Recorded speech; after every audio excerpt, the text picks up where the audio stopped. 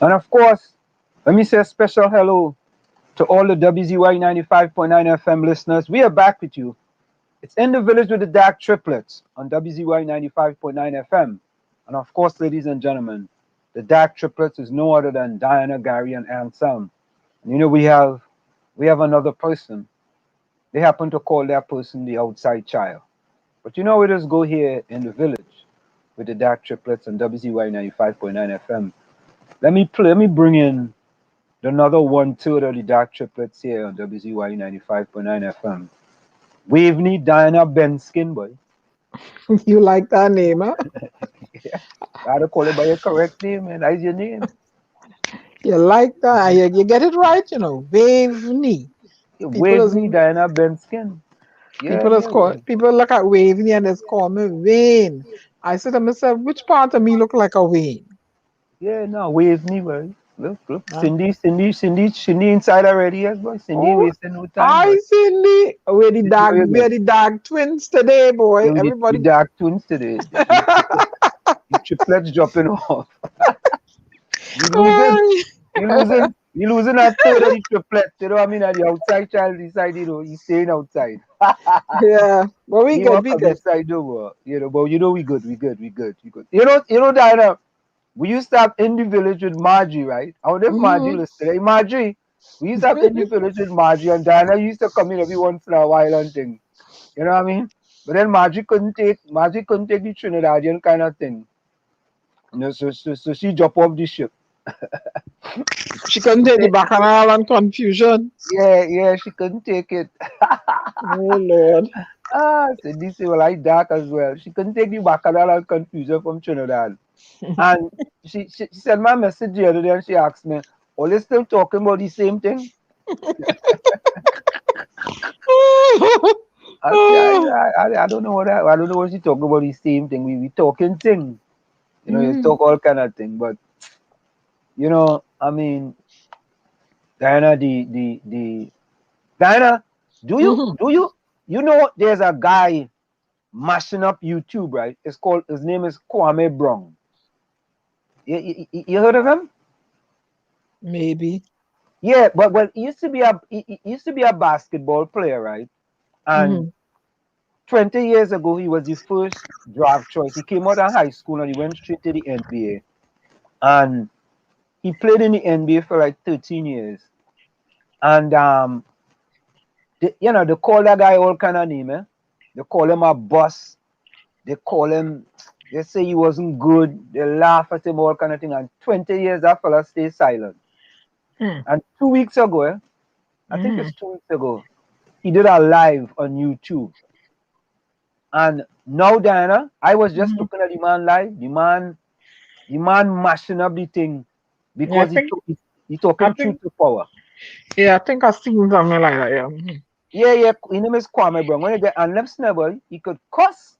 Oh boy, he's what you call a gitchy.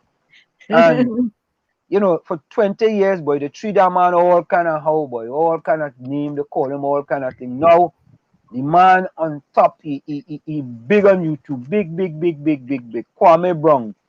When you all get a chance, Google 𝗪𝗏𝗏𝗏𝗏 and go to his YouTube page. He does cuss plenty, yeah? But a lot of the things he's saying make plenty sense, man. Plenty, plenty, plenty sense. And I'm gonna steal something that he says, and he talks about the go along, get along gang. It's just like in the party that I support, the PNM. I can't talk about the UNC. I could only talk about the party I support. In the PNM, we have a lot of go along, get along people. You know what I mean? They're just going Mhm. along and they're getting along. And once they're good. And tonight, for the first time, Diana boy, I want to talk about a fella. I go talk about him. But I'll let us stay tuned to talk about him. And the fella is a pastor. But I want to talk to him. I want to talk to him. Because I listened to a program he had 2 days ago. And as a pastor, it was disappointing that he wasn't speaking truth to power. And I believe as a pastor, you have to hold yourself to a higher standard. And If you are going to speak on something and you don't think it's the truth, stay silent. Don't speak on it because you are a pastor. And I think pastors are held to a higher standard. And what the fellow was speaking wasn't true to power. He was part of the go along, get along gang. The go along, get along gang of the PNM. You understand? And one thing I like about 𝗪𝗏𝗪𝗏 is that he's telling people what I've told Trinidadians many times. Be critical thinkers. Don't just use what people give you and just regurgitate that information. Use Google. Think. Be a critical thinker. You know, and I've also read the book, and I want to recommend a book to people. I want to recommend a book, The Magic of Thinking Big. And another book is Mindset. The Magic of Thinking Big by Dr. David Schwartz. And another one is Mindset by Dr. Carol Dweck. And I really want people to read them book. If you don't want to read it, you could get it as an audio book too. You could go on YouTube and you could download the audio book. Right? And listen to those two things, because we need more critical thinkers in Trinidad and Tobago. We don't have critical thinkers. We have thinkers who are regurgitating. You know, we have thinkers UNC PNM, and people just regurgitating whatever the PNM say, and they regurgitating whatever the UNC say. You know, if for example, right, this thing with the 50,000 people going back and forth from Easter to Tobago and that stuff, and then the Prime Minister said no, it wasn't 50,000, it was 25,000 one way and 25,000 the other way. Then the Minister of Works come and say, well, and I didn't really mean 50,000 over a weekend. I mean 50,000 over a 4 to 7 day period, and you know, all kind of thing, man. All kind of different thing.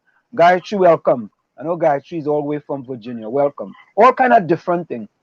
And you see, the problem is that if you speak truth, you really don't have to remember anything. You understand? So if when the Minister of Works had said, well, boy, what happened is that, yes, we have 50,000 people go, but what happened really, that 50,000 was for a 5 to 7 day period. Right? Anytime you have to go back, right, and change the information, right, you know something wrong. Or anytime you make a video and you have to go back and take it down, you know something wrong. Something wrong. And yeah, so I go talk about that fella tonight. I go talk about him tonight because I was very disappointed when I heard what he was saying and knowing that he's a pastor. And I think pastors are held to a higher standard than ordinary people. And if the party you support is telling untruth, I think you should just leave it alone and don't address it. Yeah, and from that untruth, you know, it breeds a lot of fear, you know, and then fear grows root when trust is lost. You know, if you don't trust the person who's disseminating, or the media, or the medium that is disseminating the information, you know, trust is lost, and you're operating on no trust. Where are you? You know, so if you guys hear me wheezing, it's the allergies that's really, you know, the pollen is really kicking me.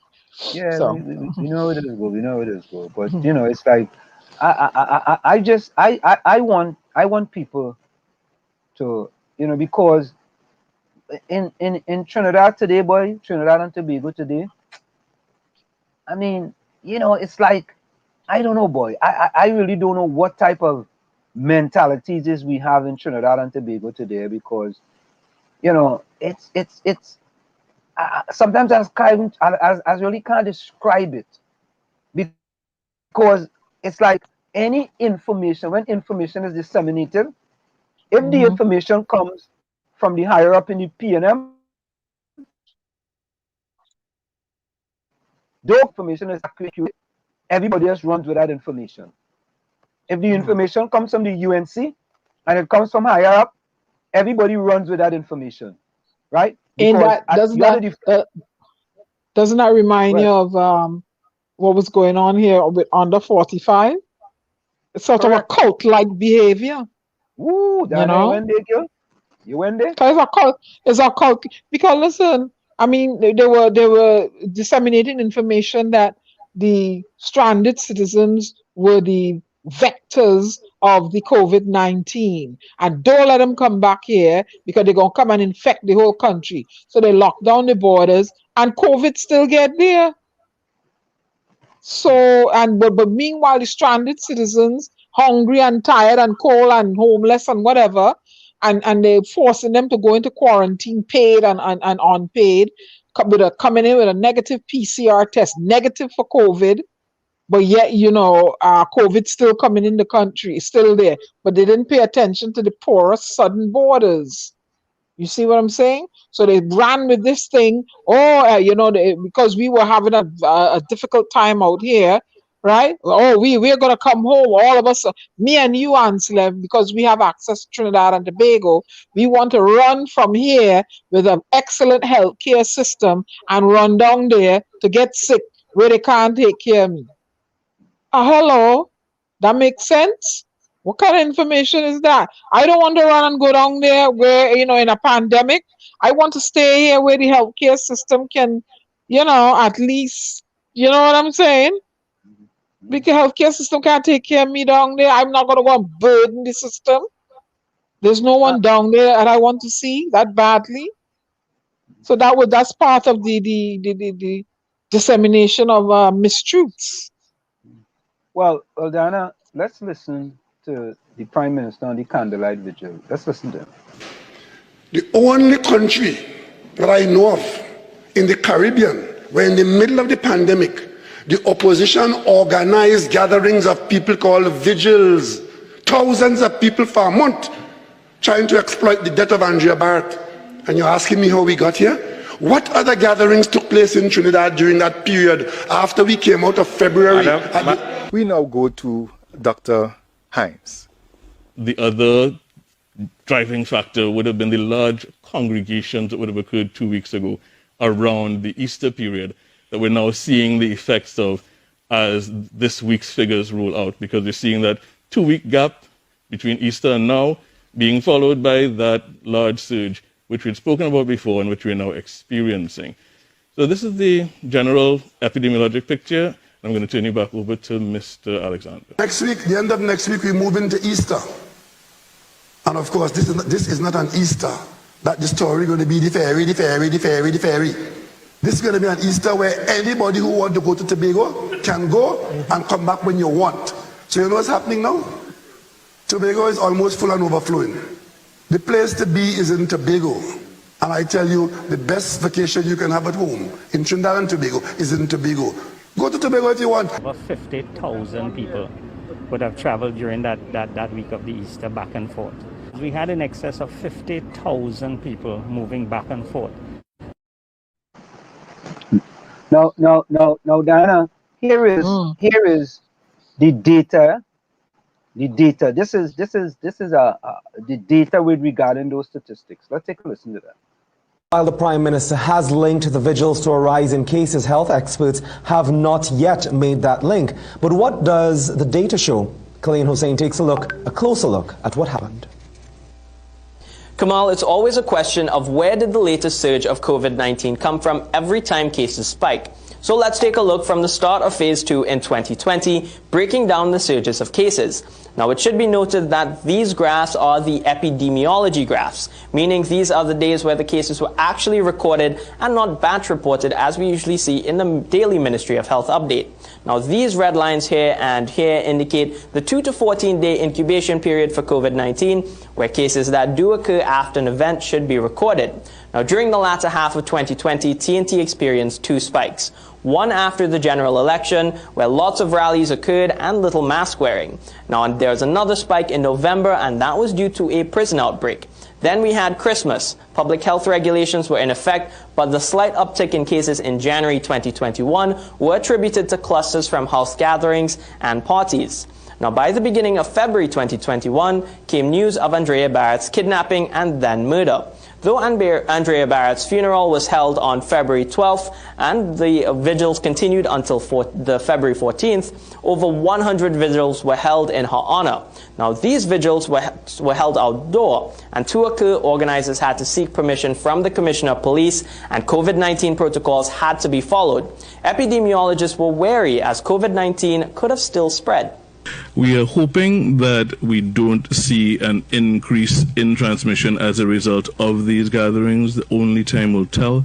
During the period in February 2021 where we would have seen cases recorded, well, the rolling 7-day average here were the lowest for 2021 with 3 to 4 cases per day. In fact, several days for that month recorded no cases.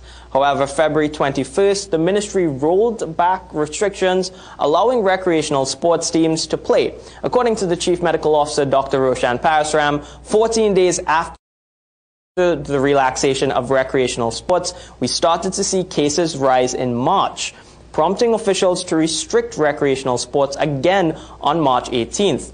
Now, this spread continued into April, and that's when Easter happened. Now, whether it's 25,000 or 50,000 people traveling, there was significant travel within Trinidad to Tobago and back. And as you can see, cases exploded. So what is the cause according to Dr. Hines? The other driving factor would have been the large congregations that would have occurred 2 weeks ago around the Easter period that we're now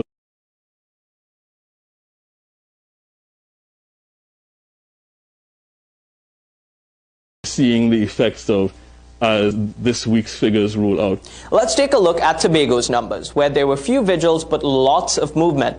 Now, this is the island's active case graph for the entire pandemic. There were spikes post-election through October, and then another surge in December into January due to Christmas and travel. Now, there were few to no cases for much of February, and remember, vigils occurred early that month, so cases from the vigils would have appeared later that month. Now, from the latter half of March, it's been an upward climb in cases, with a record daily high of 42 cases reported on the island just in the last 24 hours. Back to you, Kamal. So Diana, Steve Trini Lopez asks, who is telling the truth, right? So you see those statistics there, and I don't think CNC3 has an axe to grind with anybody in order to put that statistics out on the table. You know what I mean? Nope. So who's telling the truth? Who is actually telling the truth? I mean, that's a good question. You know, we know that. You know, but they made a clear presentation of correlation, activity, and correlation, and the activity, the spike, the correlation. It was clear. It's clearly presented. It's clearly presented. Yeah. It's clearly presented. I mean, you know, Stevie Wonder could see that. You know, and the thing about it is that, you know, Tobago has had a spike, and it has continued. It has continued in Tobago since. You know, it has continued. Let me see what the deal is with Tobago is as of. Let's try to get this thing up there. You know, and to me is that I think you want to be kind of honest with the people and give the people the facts, rather than to have to put information in the public domain and then you have to come back and clarify that information. Yep. You understand? It goes back to the same thing. You know, my mother told me, you know, a liar has, I mean, yeah, a liar has no memory. You know, you have to have an excellent memory. Yeah. So if you tell the truth, you don't have to remember anything. You know, now, when we look at what's going on in Tobago, right? Let's put that up there, right? As of today, right? This is a media release today, right? Just in Tobago alone, we have 19 new cases, 143 active cases, 453 positive cases. We have total recovered patients, 306. But not only that, right? In Tobago, we had total person tested 5,592. Total first dose vaccination 4,874, and total second dose vaccination 111. You know, so I mean, now that things are spiking in Tobago, Tobago only have 111 people with total vaccinations. You know, so I think instead of, you know, we trying to get solutions to the problems, you know, we putting these things in the public domain to shift the focus. Whenever you want to shift the focus, you put something in the public domain, right? If something else is doing, you wanna shift the focus, and that is all I'm seeing, man. But you remember the suggestion Martin George made to use Tobago as like a bubble, and you know, vaccinate them and then springboard the economy from there.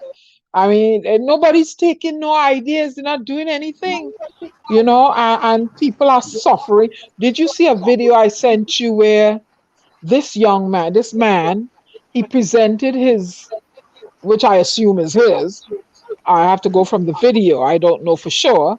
He presented a bank slip, and the bank slip showed a balance of, I think, $45.35. And he said, this is all the money he has in the bank. And he said, out of that, he has to pay $20 to get a bank statement to produce to get the $1,500 grant. And he said, God knows how long that going to take. And then he throws a bottle with what looked like quarters or whatever, you know, on the bed. He said, this is all the savings I have, Dr. Rowley. What's going on here? And I really felt for that man, you know. He said he exhausted all his, he said the only way he gets money is by working. And we know, Anselm, here in America, there are some people who live paycheck to paycheck. But fortunate, we are in a country where there's unemployment insurance, there's social services that may capture them before they slip through the cracks. Like this gentleman, and they can go apply for food stamps, they can apply for, you know, and it's the social network is there. But in Trinidad and Tobago, look at the amount of paperwork you have to put in to get a $1,500 grant, one shot. And me and you know the economy there. How much $1,500? How long that will last? And God knows if the poor man have rent to pay, if he have food to buy. I don't know what's going on. I don't know what's going on. If they don't do something as soon, they don't. I shudder to think what can happen. You know, people are gonna get fed up. You know, you take away a person's livelihood. You take away their dignity. You know. And then, you know, you are compounded by a social illness. A social illness. You know what I'm saying? And then you have this upper class in the society, you know, granted, right? They seem to be doing well. People are not going to respond nicely. And, you know, they don't have to listen to me. Y'all don't have to listen to me, but you know, I was always having my head screw on backward. I tune into the pulse of people. I tune into the pulse of stuff. That's what makes me a great poet, right? Y'all don't have to listen to this. You don't have to listen to me, but you guys, I was educated there, and I'm telling you, if you don't do something quickly, Trinidad and Tobago can descend into a state of barbarism. You hear what I'm telling you? You have to do something fast. People are hungry. People not working. And then on top of it, they're ill. It's a possibility they can get sick. Listen to me. People are angry right now, and they're teethering like a pressure cooker. We are doing our best here now. We have to try to get a refrigerator to a young lady, right, Ansel? We won't out the whole story. I am assisting people behind the scene, my personal self. I'm assisting persons. I'm like a social welfare of my own, right? Because I feel sorry for my own people. Why is it, you know, People have to wait for this. People ain't get no help from the last time you all shut down. People are hungry. You know what a hungry person is? Have children to feed and they don't know where the next dollar coming from. Women with hungry children. Why? How come Trinidad and Tobago descend into this? And they have nowhere to go. And you're waiting on this paperwork. Come on, Minister Imbert. And I wrote an email and I called the president office, President Paula Weeks. Nobody got back to me. I'm pleading on behalf of the women folk of Trinidad and Tobago. If you have a society and you omit your women folk, your society is doomed to fail. First, you got the women frightened. Now you got them hungry. Come on, something got to be done here. Something got to be done. Stalin did it best in a song, help. Everybody feeling it. But y'all get into parliament and everybody's yeah. What PNM do, what UNC do, what PEP do. I tired of it. So I know my fellow Trimbigonian fed up. They fed up all here. They fed up all this paperwork and this and that. People tired, they're hungry, they're unemployed, and some of them are sick. They want to see solutions. They stop it. Y'all have qualified individuals in the society who know how to do stuff, and because they have a different political affiliation, nobody is calling upon them to help solve the issues of the country. What kind of madness is that? What kind of madness is that? In a crisis like this, Dr. Rowley, adjust your sails. Adjust your sails and steer Trinidad and Tobago in the right direction. Adjust your sails, Dr. Rowley. Call upon the learned minds. You have a lot of brilliant people around you. Forget this political cultness and put a good leader surrounds him and herself by brilliant people. Forget that they belong to unless they have some sort of dangerous agenda. Pull your brilliant minds from wherever and form a think tank and get Trinidad and Tobago rolling. The people are suffering. And I'm talking to you on behalf of the women folk that reaching out to me. There's so much I can do on Anselm and Gary. Enough is enough. Come on, you have to reset the button and get Trinidad and Tobago back to where it was. Martin George gave you a good suggestion. Anselm gave you a good suggestion. Gary, Tommy, myself, and nobody wants us in on none of your media briefings. Why? Because you all see us as mischievous people. But we are doing our best to help people in the background. Enough is enough now. Come on, we got to get Trinidad and Tobago rolling. Locking down the country ain't working. It's not working anymore. COVID is still there. Take it on, Slim. Well, Diana, let me say, Pamela George from Tobago, boy. Diana, y'all fans in Tobago? Pamela George, say good night, everyone. Sending a special one to Diana from George family in Tobago, boy. Yeah, they have a guest house that I stay at whenever I go there. Oh God, Diana, see, Diana shout out the guest house for the George, boy. Diana, you wanna go to Tobago? I could go by that guest house, boy, Diana. Yeah, Nim's guest house. They have two parrot named Cochise and Lloyd. So wherever you do Cochise and Lloyd, just tell Mr. and Mrs. George on you. They have parrot, boy. George, yeah, boy. two parrot, What part of Tobago is that, Diana? Tell him what part of Tobago, Pamela. Let Pamela tell you. Pamela, what part of Tobago is that? Because all you know my father from Roxbo. All you know as always shout out my father in Roxbo. I know it is, but let she tell you. yeah, Pamela, usually because when I go to Tobago, like if I'm in Trinidad, I don't know. I just hop up the boat and I like to go on the boat, eh? You understand? Because the plane you just go up and come down. You know what I mean? I want to experience, look out and see. I want to see Toko. I want to see all the thing out there, and the boat kind of fast. The boat fast, boy.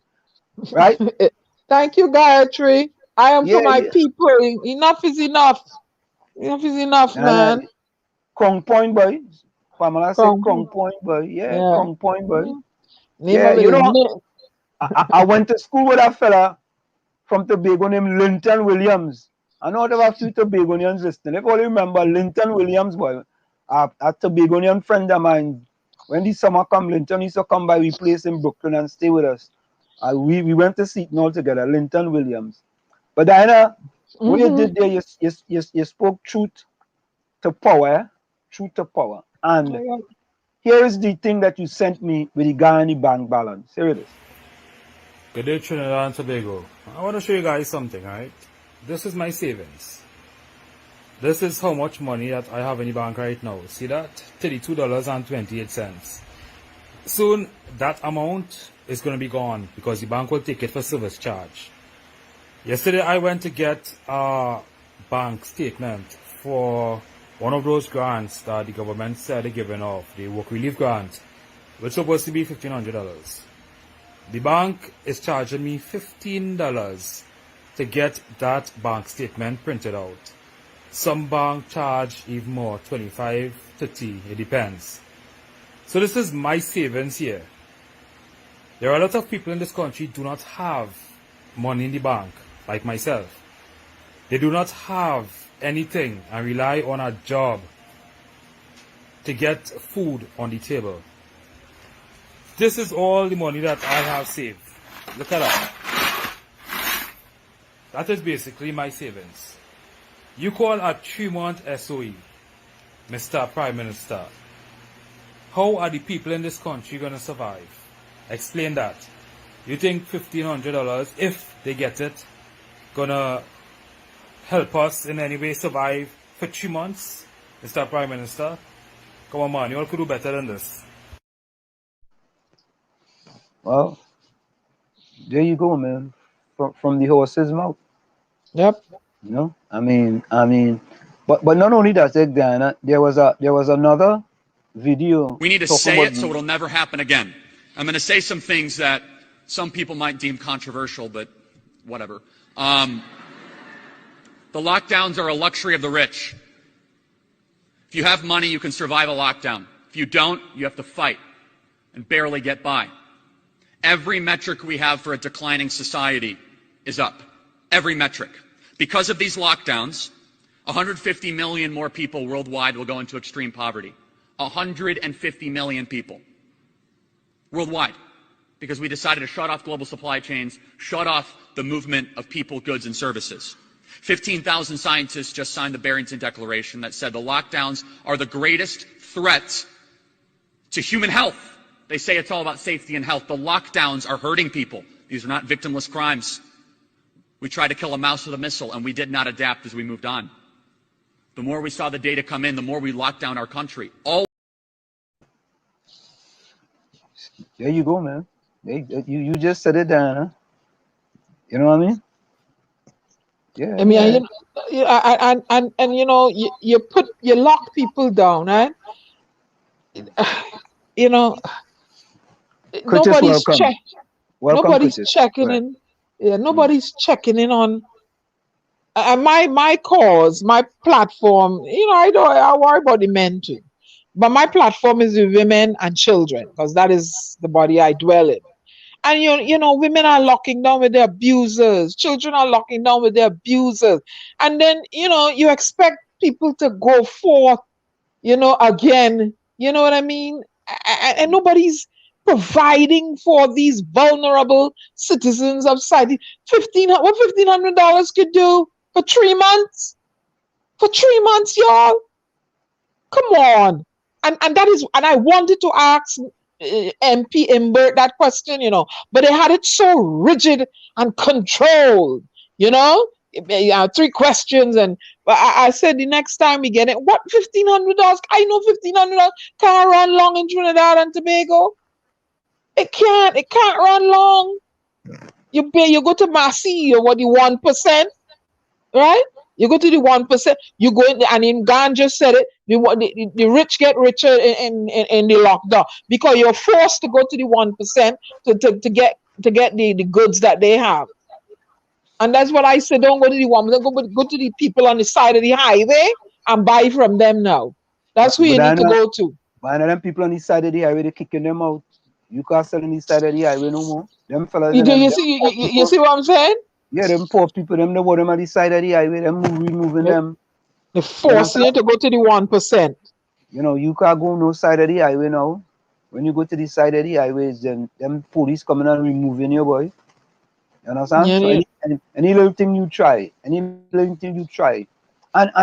see it, Diana. That is why I have said that you have to have some innovative thinkers in your cabinet. You just can't have, you know, them fellas and them who just, you know, regurgitating the same thing over and over, or basically whatever the party say, that's what everybody run with. By the way, Diana, the Ministry of National Security is sending us press release now. It started, it started yesterday. So let Oh, me say Papa, this. you. Oh, Where Papa, Papa, you. let me say this. Let me say this. And I'm going to say this. The Minister of National Security. Now listen to this, all you. Listen carefully. All right? Hey, no, don't go to the bathroom yet. Wait. I want you to hear this. Right? Now I see somebody going to the bathroom there and I'm telling them to go to the bathroom. I want them to hear this. You see, we in Trinidad and Tobago, when people do good things, and if you had criticized that person in the past and that person is doing good things, you're supposed to stay in the past and continue to criticize that person. But fortunately, 𝗪𝗏𝗪𝗏𝗏, is a critical thinker. And we have applied to the Ministry of Health, to the Ministry of National Security, to the Ministry of Finance, and the Office of the Prime Minister for months now, in order for WZY 95.9 FM to be part of the conference. The Ministry of Finance, right? Them early o'clock, them allow we to be part of the press conference. And I sent another email about 2 days ago. That's why we get the new one from the Ministry of National Security. Ministry of Health now, it's been months. Yep.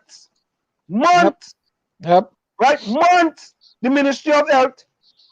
And Terence Diasing knows it. Yep. He knows it. Nothing. Yep. When we was the Minister of National Insecurity, Stuart Young, right? Months, Senator him, nada for you. Always, what kind of radio station always? Nah. Always stay on the sidelines. Yep. We're troublemakers and mischief makers and rebel rousers. Yeah, good. But then come the fellow who have been most critical. There has been nobody in Trinidad and Tobago have been more critical than Fitzgerald than me and 𝗪𝗏𝗪𝗏𝗏𝗏, better known as Wall Street. More critical more than anything else. However, 2 days ago, we got an email from the Ministry of National Security sending us press release now. So I am believing that whenever they have a press conference, they will invite us. Fitzgerald had to approve that. All right. Fitzgerald had to approve that. Now send me enough notice so I can get my blazer and thing ready, you know, and give me the questions and thing, you know, we go over the questions and thing, you know. So Minister of National Security, Fitzgerald, we thank you. Thank you. We thank you. Fitzy, that's my boy. Watch yourself. He has my grandfather name. He has my grandfather name. And wait, he's a Hines, you know, and I have Hines in my family in Barbados, so we might be relatives. You don't like him, man. You don't always like him. I always like him. Yeah, that's my boy. That's my boy. The man making me start to like him. Since the man come in, we gain more exemptions. Yeah, boy. Now the man include us on the press conference so we could ask the questions that need to be asked. That's right. Right? So all they don't look at things and say, oh God, boy, all right, look, that Wall Street fella used to criticize that man all the time. Look at him now. No.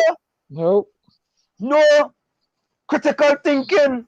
That's you right. have to separate the two. I can separate the man from being an MP, right? And being Minister of National Security. That's right. Yeah. Oh, look. Look where your partner just said there, another. Hold on.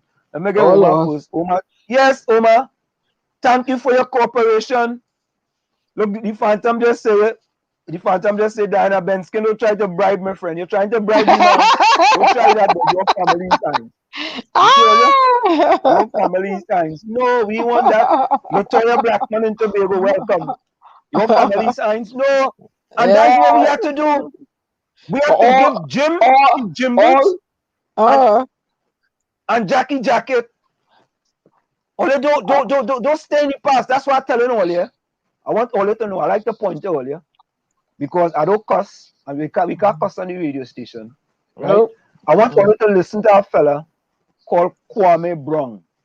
Go on YouTube, put in 𝗪𝗶𝗵𝗵, 𝗪𝗶𝗵𝗵𝗵. A fella who was a first round draft choice 20 years ago in the NBA. And for 20 years, they called that fella a boss. And that fella stayed silent. And now he's coming out and he's empowering black people.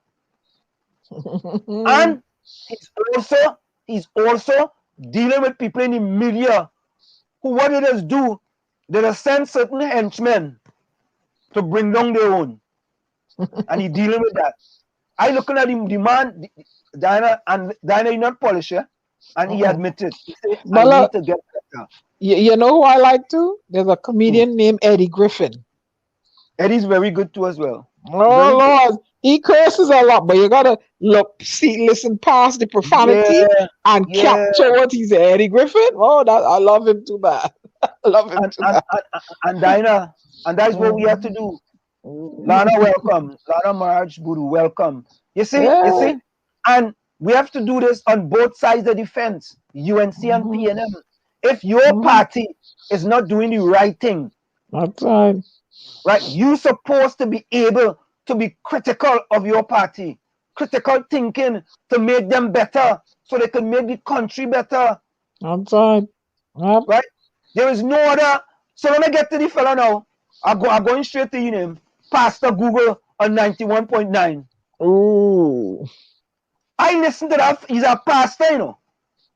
Pastor Google. I listen to that fella talk about what happened in Tobago. Eh? Ooh.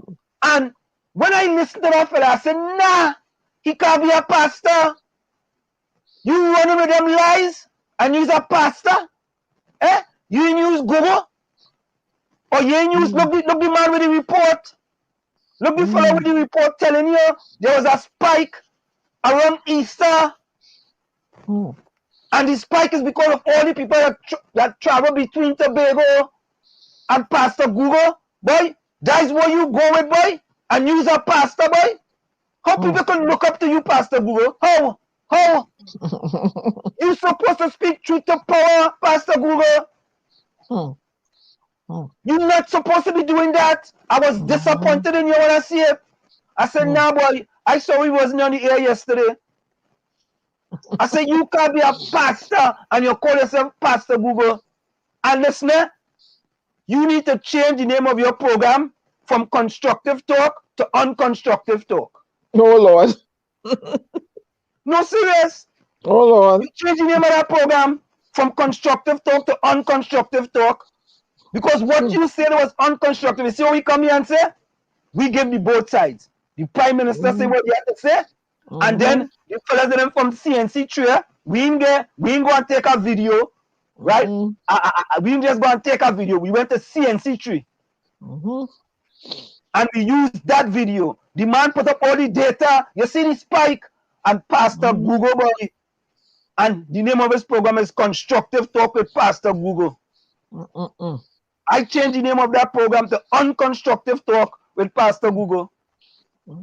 That is where the cultish and the fear comes, or the dissemination of mistruths. If you have and I always say, if you have a podium, please use your podium calm the fears, like the young lady that send the threats to the prime minister and stuff. Use your podium not for that. Use your podium to educate people, to, put calm in people, or to alert people, or to have them adhere to the SOE, adhere to the health protocols and stuff. But, don't go and, come on. You know what I mean? Now, Lana 𝗪𝗏𝗬𝗏 saying, Dr. Heinz story changed on the spike of COVID-19. Lana, I have to tell you something.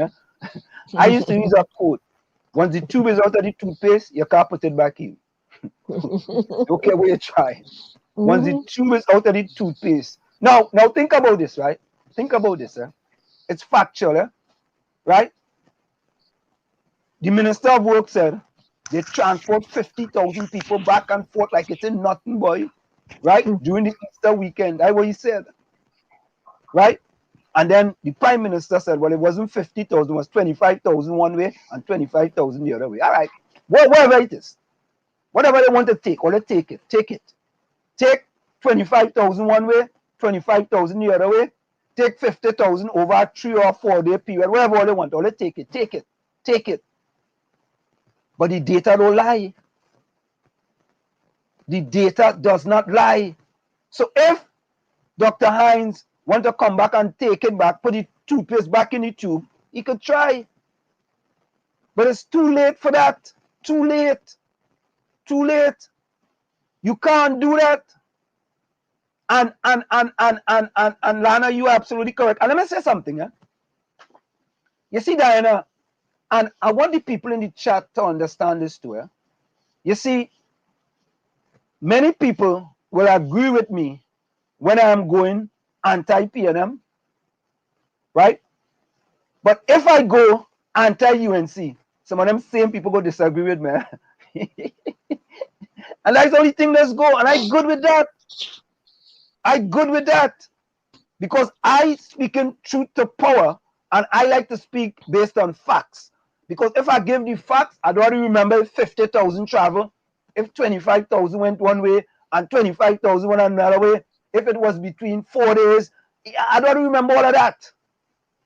Right? So facts is the facts. And I want people to be more critical thinkers. And that's what 𝗪𝗏𝗹𝗏𝗏 said to people. I want all you to think a little more critically, right? Lana, you are correct.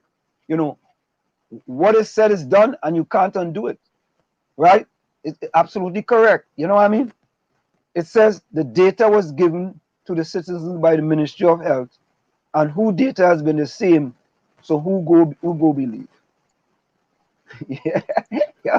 yeah. She said UNC PNM truth always prevail. But I honestly think that people should remain. Maybe they should remain independent down there. And no, Diana, they can't remain independent. You gotta pick a side. You can remain independent. No, you could, but you could. When you remain independent, you gotta pick a side. And just give each party a one term, no matter what they do, good up there, and vote them out and put somebody else. Because because they're getting seated and too comfortable and complacent, and they're not doing what they're supposed to do. That's just my opinion. But if you have, Malcolm. Hello, Malcolm. Welcome to In the Village with the Dark Triplets on WZY 95.9 FM. Your walk-in partner. We can see you. You want to be seen? I thought you didn't want to be seen, man. Yeah. Mr. Kerner, we can hear you and see you. You know that, right? I ain't hearing him there now. On mute. You have to unmute. Hit them on mute. Now his mic is unmuted. Maybe his phone. Hello. We can't hear you, Malcolm. We're not hearing you. We're not hearing you. Up the volume, not. We're not hearing you. Hello. I'm gonna see something. We ain't hearing you. We're not hearing you. Hello. We're not hearing you. We can't hear you. All right. Let me do this then. I'm gonna take him out and see if he come back. Tell him to come back. Try coming back. Okay. Okay. Yeah. I'll leave and come back. I'll come back. Yeah. So folks, all I'm saying is simple as this. I'm saying is this. You can support whatever party you want to support. Okay. But sometimes we have to put the truth right before the party. The truth is, based on the data, it's saying that the spike in COVID-19 in Trinidad and Tobago happened around Easter time, based on the data, based on what the CNC3 put up as the data, right? That is the data. I mean, I don't think they have an axe to grind and go put up information, whether it's anti-PNM or it's anti-UNC or it's pro-UNC or pro-PNM. They are putting up information for the general public. And that's what it is, right? So, you know, the reason why I'm disappointed in Pastor Google, because Pastor Google just say that, you know, nah, you know, and it was disappointing. It was very disappointing because people in the world look up to people that are called pastors. And if you are a pastor and you have a program called Constructive Talk, you have to make it constructive. You can make it conveniently constructive. It was conveniently constructive. You know, conveniently constructive, and that is disappointing. Listen, nobody could say I was a defender of my party, right? During the last election, boy, nobody could have defend like me, right? Defend, and if today, even today,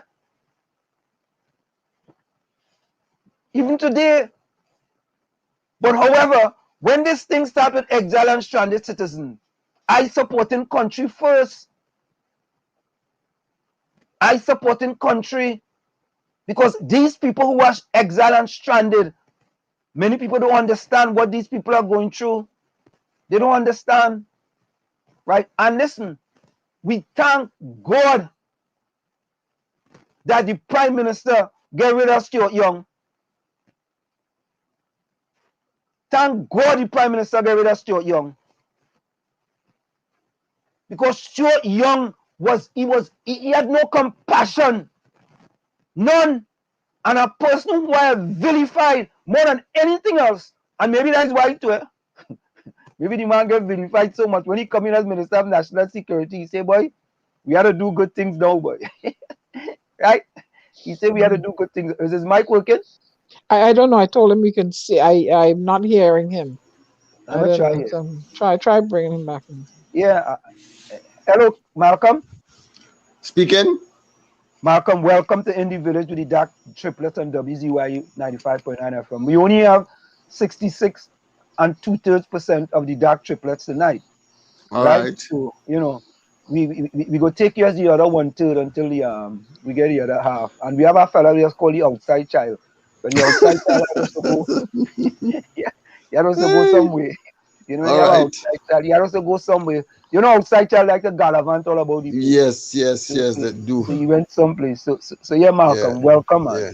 Malcolm, whereabouts are you from in Trinidad and Tobago? Belmont, Gonzales Belmont to be precise. Gonzales Belmont, boy. Yeah. Wonderful, man. So how are things in Trinidad and Tobago? We like to bring people on here from the ground in Trinidad and Tobago because people that tell we don't live in Trinidad and Tobago. We should be commenting on what's going on in Trinidad and Tobago. We should stay in America and all them kind of things. So we try to bring people on the ground now from Trinidad and from Tobago. Okay. Yeah. Well, things here tough. In terms of I was telling Diane earlier today, unemployment in Trinidad at an all-time high. In my area here, well, I was recently a director of the East Pacific Development Company, a special purpose state enterprise. Okay. And the unemployment rate in East Port of Spain is 49% of the labor force. Wait. Frightening. Wait. You know, you have facts for that, boy? I thought I was a director in the East Port of Spain Development Company. Okay, all right. And okay. those stats came up in board meeting. 49%, partner? 49% unemployment. Believe it or not. We here, right? East Port of Spain, we have 7% of the national population in East Port of Spain. But we account for 33% of homicides.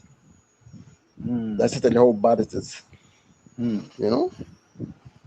So, well, with the upsurge in COVID-19, you can imagine our position now because nobody is working. You know, all the non-essential services close. You know, so I don't know how we're going to work it out, honestly speaking. And then, you know, with the shutdown of the petroleum company in 2018, right? It have no oil and gas again. Pointless as industrial estate close, right? The Southland is a disaster area. I'm from South, right? I was born in South, and I don't know if you ever hear about Forest Reserve. Yeah. No course. I was born down there, right?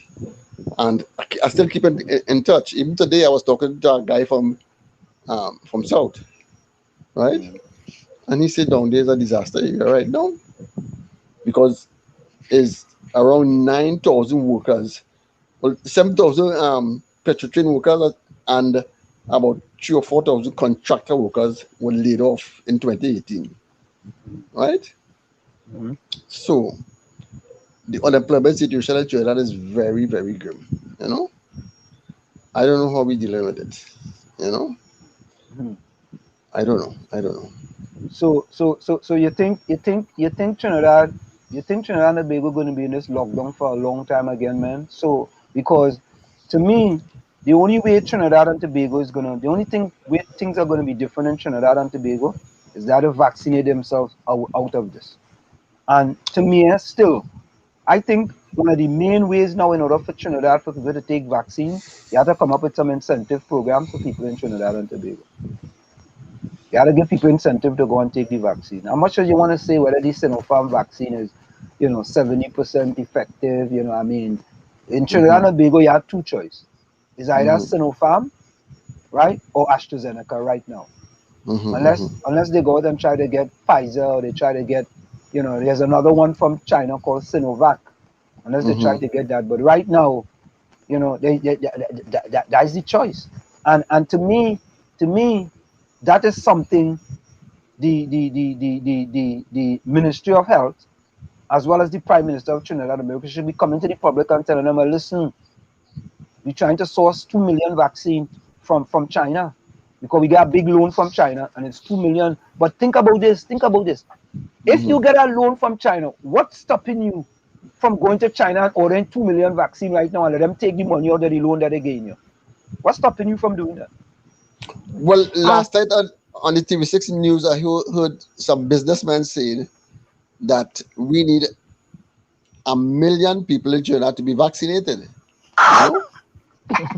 Answer, Malcolm, we're approaching the hour.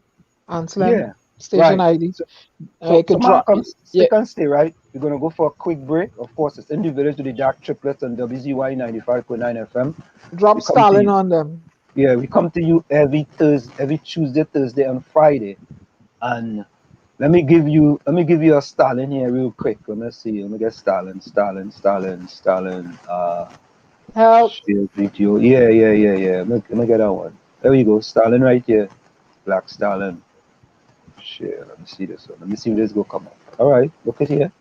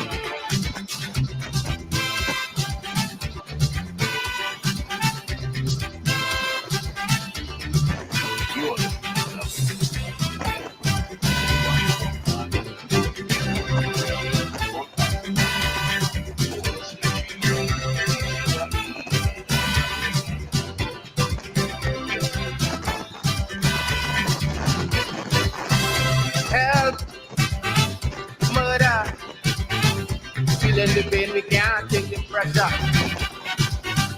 Pain, we crying. Somebody got to do something. Right now we really need a Messiah. Don't take we out of the big disaster. For everything at all, look, we try it all in vain. Rich or poor, black or white, we feel it is pain. Sending Belmont, Citrus, and Scarborough. Somebody gotta do something. Somebody gotta fix something. Somebody do something. Somebody gotta run something. Calm down.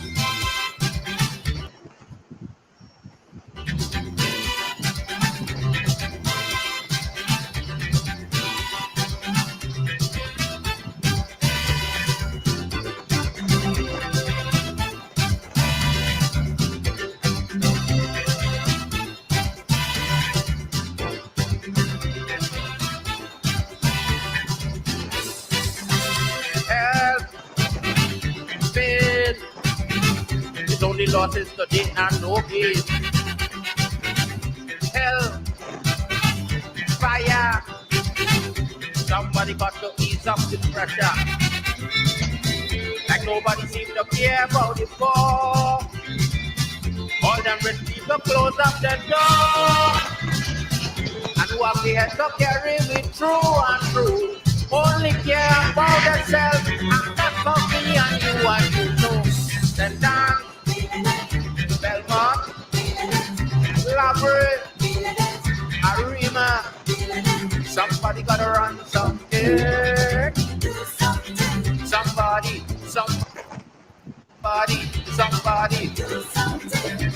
gotta fix something. Somebody do something. Come on.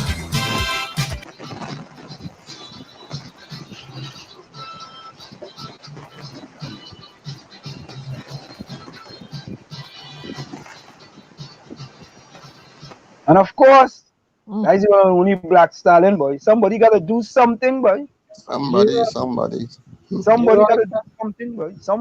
Somebody. Help! Murder! Murder. Everybody feeling it, except you rich people close up the door. Huh? The 1% and the 99% catching the tail. You understand what I'm saying? That's what we're trying to tell them. And they got the 99% can't even go on the side of the road, and Cyril children can't even support themselves. They've got SOE.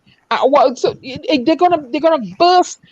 You see the fellow with the video that you just show he banks him with $35 the man have in the account. What you think this man go? What you think he gonna resort to? Hello, and Slim and Malcolm. What you think the fellow may resort to? Crime. Because somebody got to do something. Somebody got to do something. Crime. But the thing is, so about 2 months ago, the banks declare they have $14 billion in excess liquidity.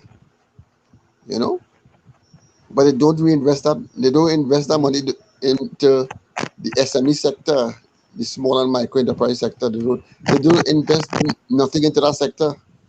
They wouldn't take a chance. They wouldn't take a chance with the steelman movement, the creative industry, because I think that is where we will get it pull out, the creative industry and agriculture, right? We closed down Caroni. Caroni was diversifying, but we closed down Caroni, and we subsidizing European CPEP to $100 million. I don't think that makes sense. I mean, our food import bill is $8 billion yearly. Without no forex, we can maintain that. So I don't know. We're heading for disaster. But listen, at this point in time here, who's the joker? I see somebody coming as a joker. Anybody know who that is? No, the person is in the background. Is that? Did somebody invite you, Joker? That is Adrian. That's Adrian. Adrian is the Joker, right? Yeah. Oh God. Yeah, you know what it is? But I have said, and I'm going to say this over and over and over. To me, you know, there has been Trinidad and Tobago is not innovative anymore with the way they do things. You know, and I've been saying this over and over and over. And basically, sometimes you got to take a page from people that are doing it successfully. Here in the United States of America, I even see Guyana have a drive-through vaccination, you know. In Guyana, imagine that. You could drive through and take a vaccination in Guyana. Imagine that. And we're supposed to be miles ahead of Guyana. Of Guyana, yeah. Yeah, we're supposed to be miles ahead. Yeah. You understand? You know? Let me add Adrian to the and Jamaica don't want Trinidadians coming there. Grenadians too. They don't want you. They want you to Trinidadians. See? I'm telling you. Somebody got to do something, man. Somebody got to do something quick. Somebody got to do something quick. But who the somebody is, we don't know. We don't know. Somebody making a lot of noise. Stay still, Malcolm. Somebody making a lot of noise. But then, Diana, you know something, Diana, though? I think what has to happen, Lana said more investment is needed. Not every child could be doctor and lawyers. Yeah, that's true. That's very true. Yeah, we don't expect. Yeah. And something Malcolm said, that you said that there's excess capital, but Anselm always preaches on this program. Why then are Cyril children not getting access to the capital, economic empowerment? Was the other two, Anselm?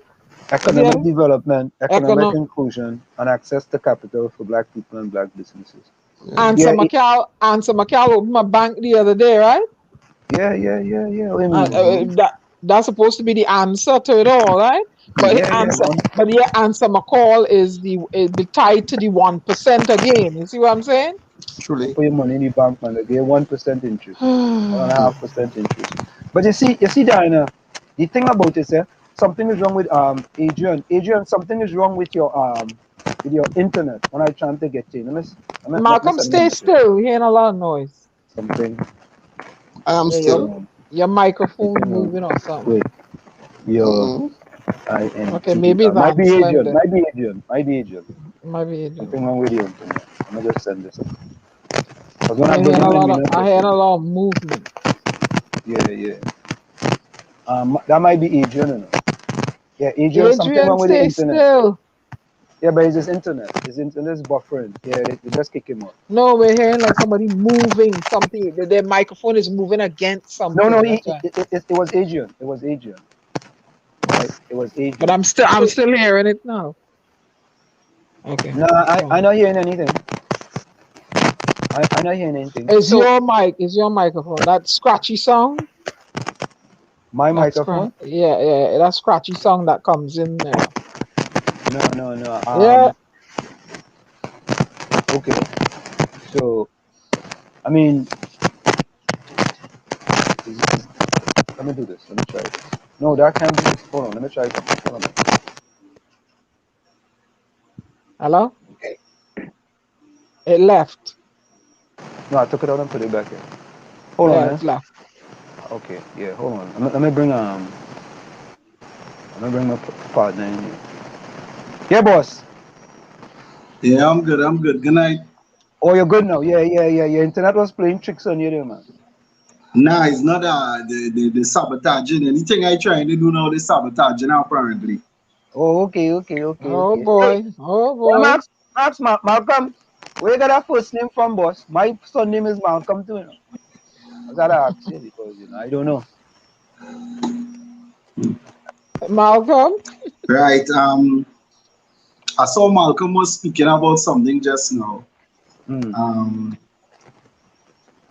I wanted to know if it was possible I could add to what he was talking about. Yeah, 1 minute, Adrian. Malcolm, you hearing us? Yes, I hear you.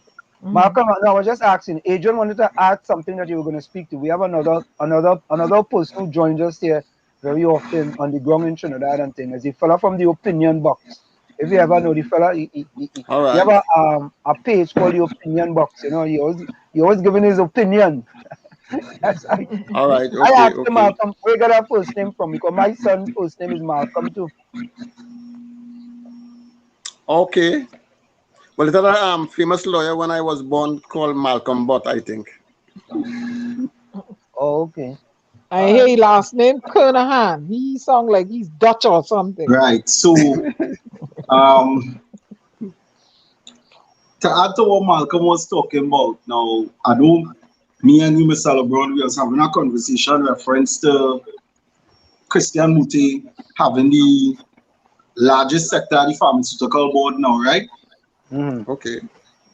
And we had a conflict that was taking place where this was flying below the radar because most citizens in Trinidad and Tobago don't read articles that they don't seem to be relevant enough.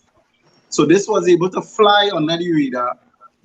The citizens wasn't paying attention to it until the pharmaceutical board lost the race against them.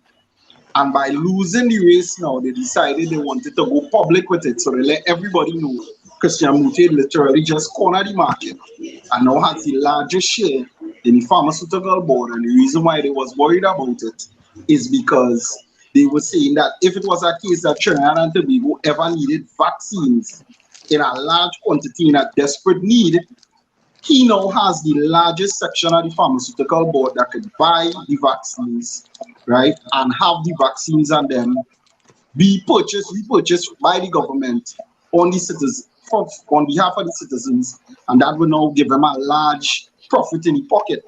Now, for the people who don't know who 𝗪𝗏𝗵𝗘 is, 𝗪𝗏𝗵𝗘 is the head and the owner, the CEO of Prestige Holding, which is KFC.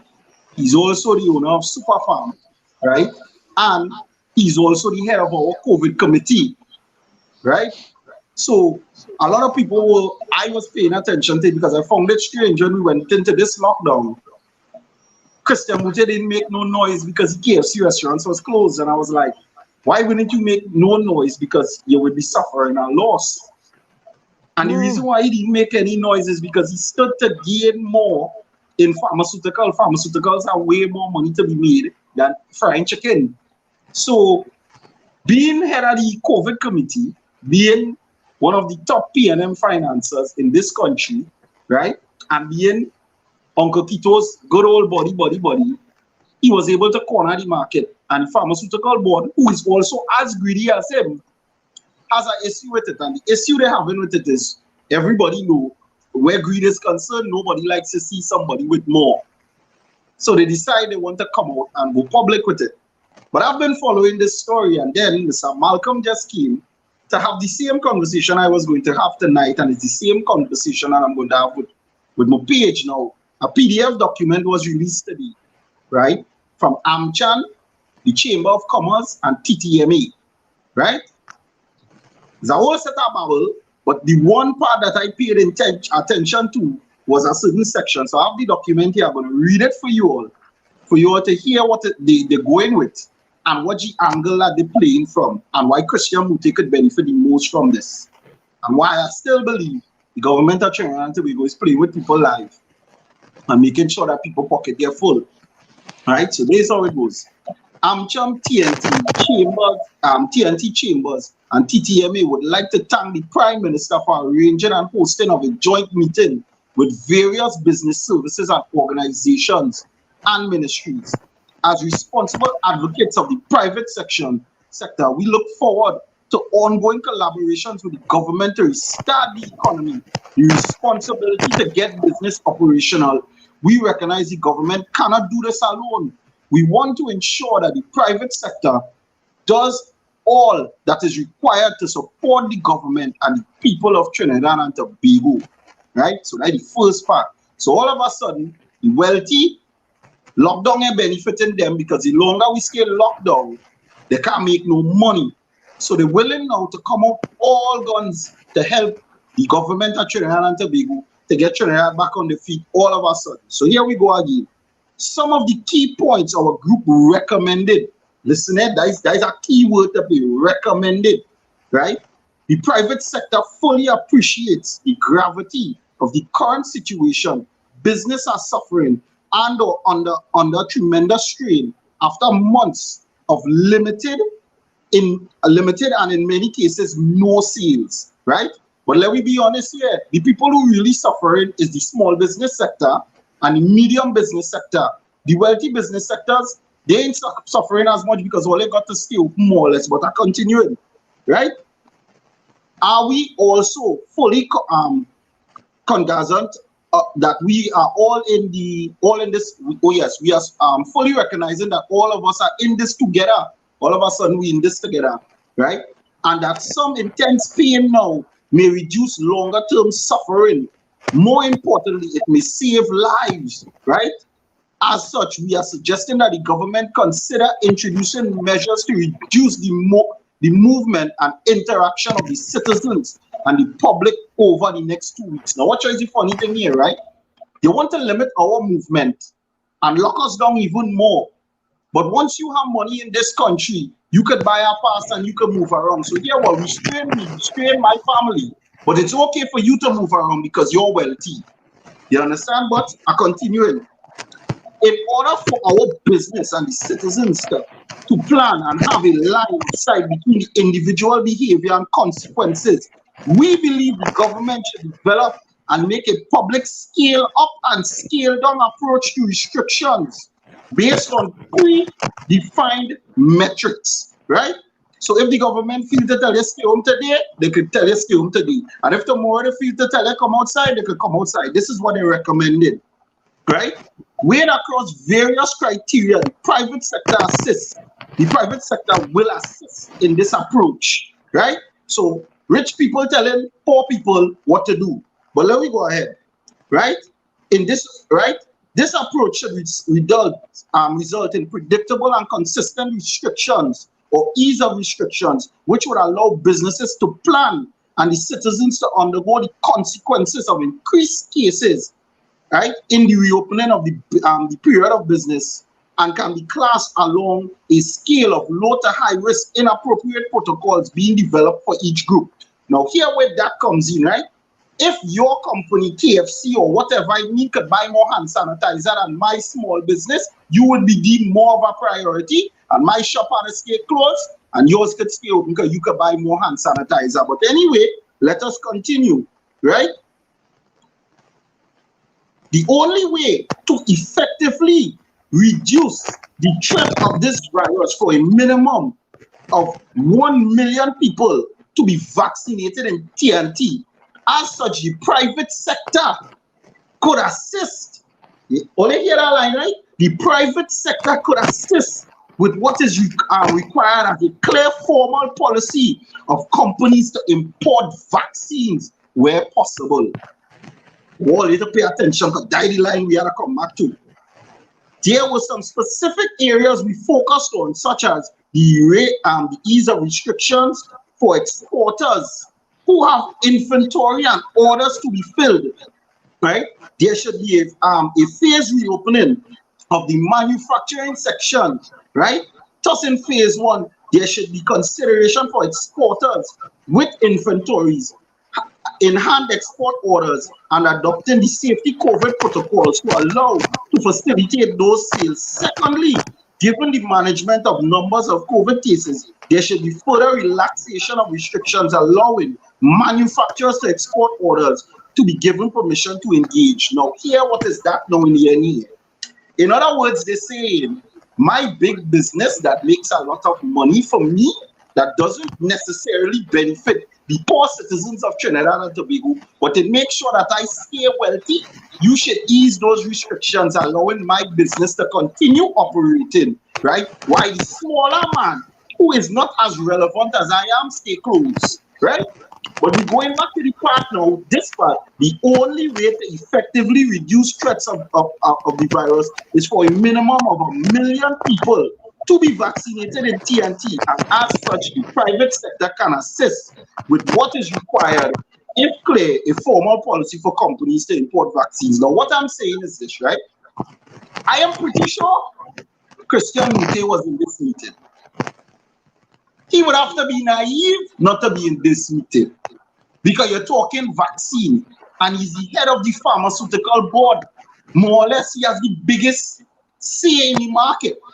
Now, the point I'm trying to tell people here is this, right? These people are willing to assist the government on helping Trinidad and Tobago go back to normal, but at the cost of their business being able to operate somewhat or more or less normal, right? And if it's a case that the private sector does purchase the vaccines, how much is Trinidad and Tobago going to buy it from the private sector for? But Adrian, this is what I'm saying, right? Let me say this, right? So to me, this thing is very easier. Right now you have two choices in Trinidad. Right? You have Sinopharm or you have AstraZeneca, right? Trinidad and Tobago has an excellent relationship with China. Excellent, outstanding relationship. China just loaned Trinidad close to $2 billion. Okay? We have 100,000 vaccines from Sinopharm, right? That's going to vaccinate 50,000 people. So you telling me, if you go to China and tell China, we need 1 million vaccine for the country and take that money out of the loan that we get from you, China will say no? Exactly. Right? So, and that's the point I'm trying to make. Why is the private sector seeking vaccine if you've been using China for everything? Everything is China, China, China. Sinopharm, loan from China. Why are we now dependent on the private sector to go buy vaccines from other people who might be charging more than China because we have no kind of agreement with them? And then you have to pay double or triple the price with the tax-paying dollars of Trinidad and Tobago. That is my question, and you are making exact sense. And Adrian, let me tell you something, boss. You see, that's why you have problems in Trinidad and Tobago. Eh? You's a problem, eh? I'm telling you right now. You's a problem. You's a troublemaker. You see you? A rebel-rouser. You's a Uriah Buzz Butler. And you know what it is? I feel there's a UNC too, eh? What? What? You trying to give me back my migraine, or I fight for you to get out my migraine, trying to give me back? No. What? Anytime there's a critical thinker, and you think it's something against the PNM, you have to be a UNC. You can't be just a critical thinker. Or UNC or PEP, one of the two. I think they go more say is a PEP car, like Philip. Yeah, I like Philip policies. So a PEP, or whatever it is, you have to be something. Because listen, you see, what it is that too much people are being easily fooled. If I get a loan from you, and you have vaccine. Right? I might as well just take all from you. Yeah, we don't have Sinopharm vaccine or Sinovac vaccine here in the United States. We don't even have AstraZeneca. We don't have them. We don't have them. You know what that come like? That come like you're going to make market on a Saturday, right? You know in the market selling everything you need, but you buy a potato in the market, right? You buy a yam in the grocery, you buy a dashi by your neighbor, and you buy you buy your moko you're planting by the pharmacy down the road. When you can just buy everything from the market and done. But that is the point I'm trying to make. Yeah, but it's an easy exchange. Watch. Again, we are loan of 1.7 billion. Ansel, your mic, you're making that scratchy noise again. Something. Yeah, what to do? Yeah, what to do, right? Easy. No problem. Yeah, what to do? Take out 1 million vaccine is what? $20 a vaccine. Take out 20 million. Right? Give me 1 million vaccine. Right? As a matter of fact, give me 2 million vaccine. So you can vaccinate 1 million people. Take out your money, take out your 40 million, because we're getting 2 million. Take out your 40 million. Right? And the vaccine will cost about $15, and China will mark up the vaccine a little bit. So they will mark it up to $20. Right? So they can make something here. Yeah, you have to get them a little something, because the same thing Mute and them go do in Trinidad and Tobago. Exactly. Right? So exactly. And my whole point is, why are we willing to pay the private sector our money? Why? When if you're taking the thing from China, now me personally, I don't want no China vaccine. I don't want nothing from the origin of where COVID comes from. That's just me. You understand? And I don't want the AstraZeneca because of how the whole AstraZeneca started up with all the blood clots and stuff. So I would settle for something different. But what I'm saying is, if I'm settling for something different, I don't want to buy it from the private sector that I know going to flip it, because look at it here. It comes like here what they do it. You have a child who need a heart surgery. Here what they'll say, listen, you work for us. You work for us. We will buy the heart for your daughter, you know, at an overinflated price. Save your daughter, and here what is he seeing? In return, you pay back 60 or 70,000 more than the markup, right? Than what you could get from somebody else for your child had, because here what you know is desperation. And you see, the thing is, that is why I said sometimes I get the feeling, right? Sometimes I get the feeling, and I would throw the alleged coin out here. Sometimes I get the feeling that he did everything that is going on in Trinidad is for the sole purpose of this to go in the direction where we become so desperate, so dependent to get vaccines that we have no choice but to turn to the private sector. Because the live I did the other night, he did a live where he came out the other day and he said how he blamed 𝗪𝗶𝗹𝗏𝗡 for the spike in COVID, her death, right? And I listened to everybody talk, everybody run with the numbers, who had the chart up and the graph up and the this and the that, and they're trying to explain how the spike never took place from Andrea funeral and all these different things. Cool. I'm glad that so many people were wise enough that the information is out there and people are arguing these points and stuff with him. But you know what? I just always tell people, I just look at things from a different perspective, and that is why people just clash with me. Why everybody was arguing charts and stuff, I came from a totally different narrative, and the different narrative was this. You all live in the United States. The president is the head of the United States of America. Nothing gets done in United States of America without the consent of the president. And if the president says he doesn't want something done, he has all power to say he doesn't want something done. So my whole question is this. You open up your mouth and you blame 𝗪𝗶𝗹𝗏𝗡 for it, right? Saying that the UNC kept vigils, right, on behalf of 𝗪𝗶𝗏𝗡, and because of that we have a spike, right? So why everybody was arguing charts and graphs? This was my argument. If you are my commander-in-chief, you have been rewarded and given accreditation by UE for protecting the citizens of Trinidad. Your mantra every chance we get is that the PNM has protected the citizens of Trinidad and Tobago from COVID-19. The point I was trying to make is this. Why did you allow the UNC, let me say we're running with your narrative, why did you allow the UNC to keep vigils if you know that would carry up the spike and put human lives in Trinidad and Tobago at risk? Because you're in charge. All you had to say was, Mr. Barrett, I understand the situation. We will mourn for your daughter at a later date, but we are dealing with a national spike right now. And because we're dealing with a national spike, we cannot allow these vigils to be allowed to take place. But you didn't do that, right? So we're running with your narrative. We know it's Philip keep the vigils and them, but we're running with your narrative. You say the UNC. So you allow the UNC to keep vigils that carry up this fight, that put we in the situation we in right now, when all you had to do was do the same thing you're doing to we right now, lock us down. All you had to do was say no vigils will be kept, and tell Gary Griffith, do not allow any vigils to be kept, and we will not no vigil, and we will not have this so-called alleged vigil spike that we're dealing with now. So instead of blaming the UNC, the point is, because nobody looked at it from that narrative, and I showed them it, I said the reality is the person who is to blame for this is you, because you in charge, right? And that is why I said, Anslim, I have a strong feeling that certain things are being allowed to happen in this country, right?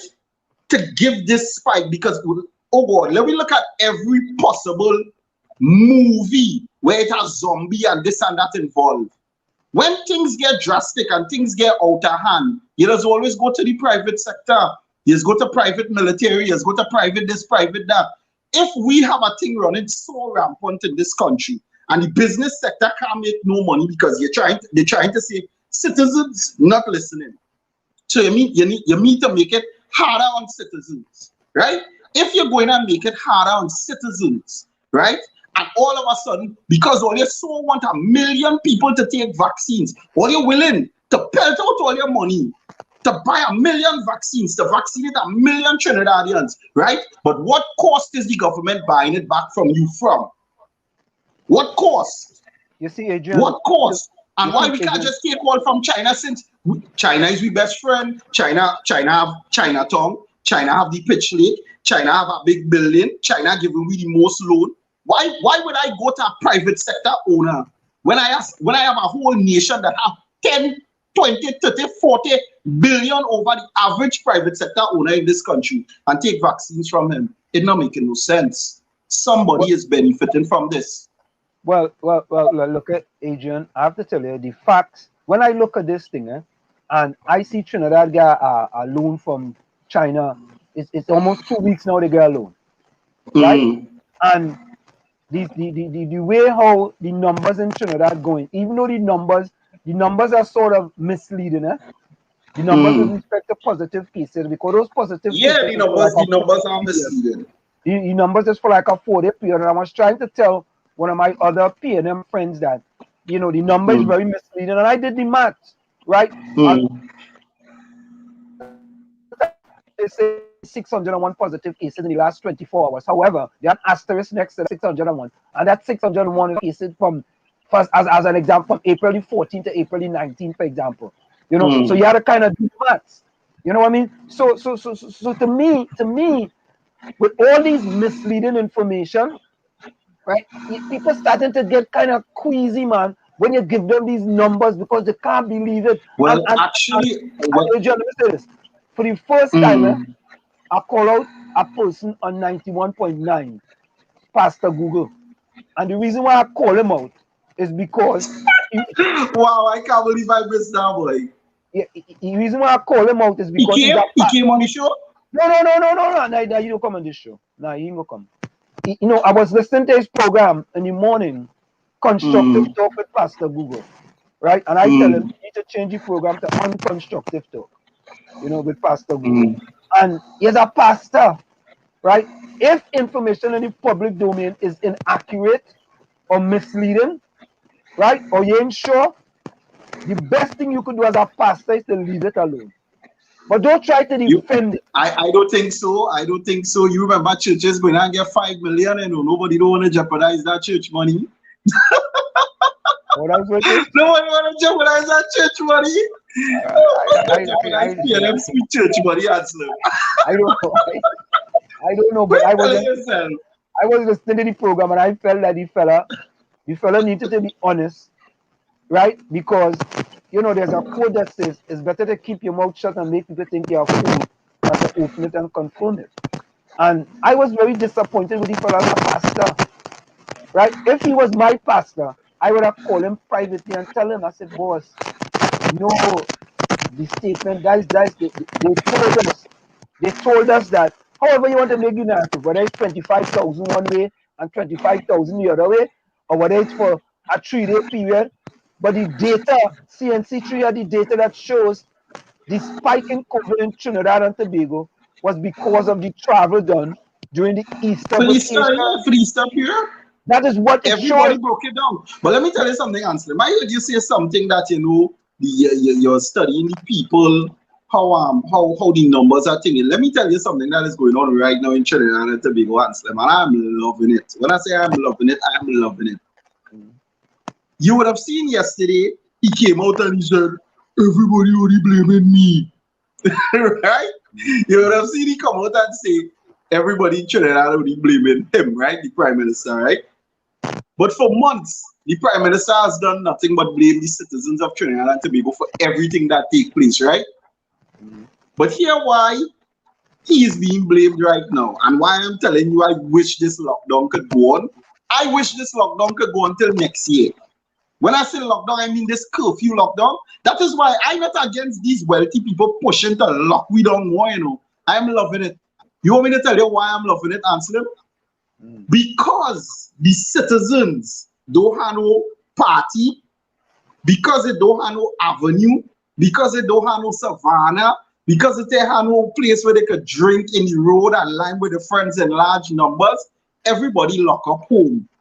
And because everybody lock up home, everybody on the phone or the devices who can afford Netflix and thing, but could afford basic data on the phone. Now, because they are on the phone so much and slim, anytime they see anything named media jump up, whether it be a press conference, whether it be Anslim LeBron, whether it be Philip Edward Alexander, whether it be myself, whether it be that, you have a larger base of people now coming on the phone to gather content and information from social media. The reason why he getting blamed is because the citizens now are being bombarded in the sense that every time he says something, right, and then he turn and he lie about it, you have at least 14 to 15 platforms running the videos where he said this, and they come and they say that. When Trotman talked this in March where he ball, we had this going on, and Trotman said this now, everybody putting it out, they putting it out. So you know what is happening because of the lockdown and slim?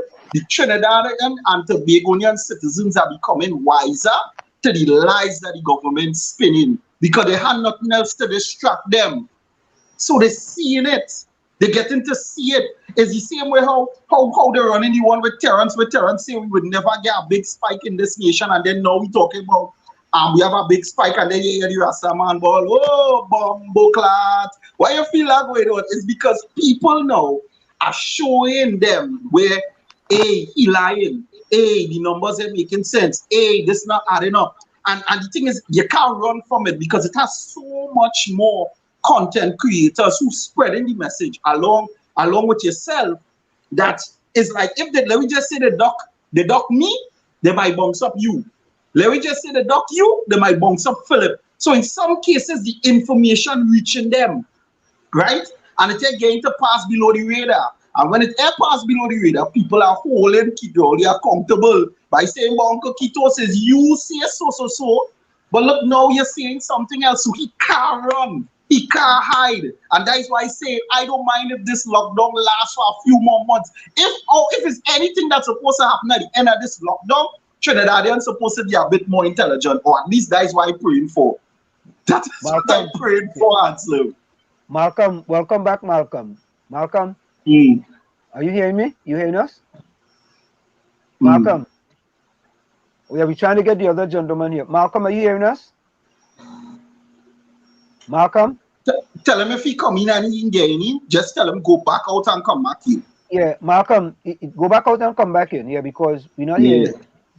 Just tell him go back out and come back in instantly. Malcolm, go back out and come back in. Go back out because we're not hearing you. Yeah, so or message him in any message board. So this is what Diana, you want to add anything? No, I am, Adrian, full of knowledge. That's why I like the young man, and he brings. Is she there? He brings. Yeah, Diana there. Yeah, he brings. On my screen, I'm not even seeing her. I'm here. Hi. No, she there. We could see her. Yeah. It might be must be the internet. But Adrian, go ahead. Yeah, Adrian always brings a interesting perspective, and that's why it's always in a cohesive manner, and you can actually follow the storyline and what he's saying. But I also want to poke a bit of humor. Remember, they had locked down Jesus around Easter too, right? And he got out. Remember that, right? I see your message. Nessie, we seen your message. Somebody's trying to get us Sheen Grenada. Nessie, yes, we are seeing your message. Okay.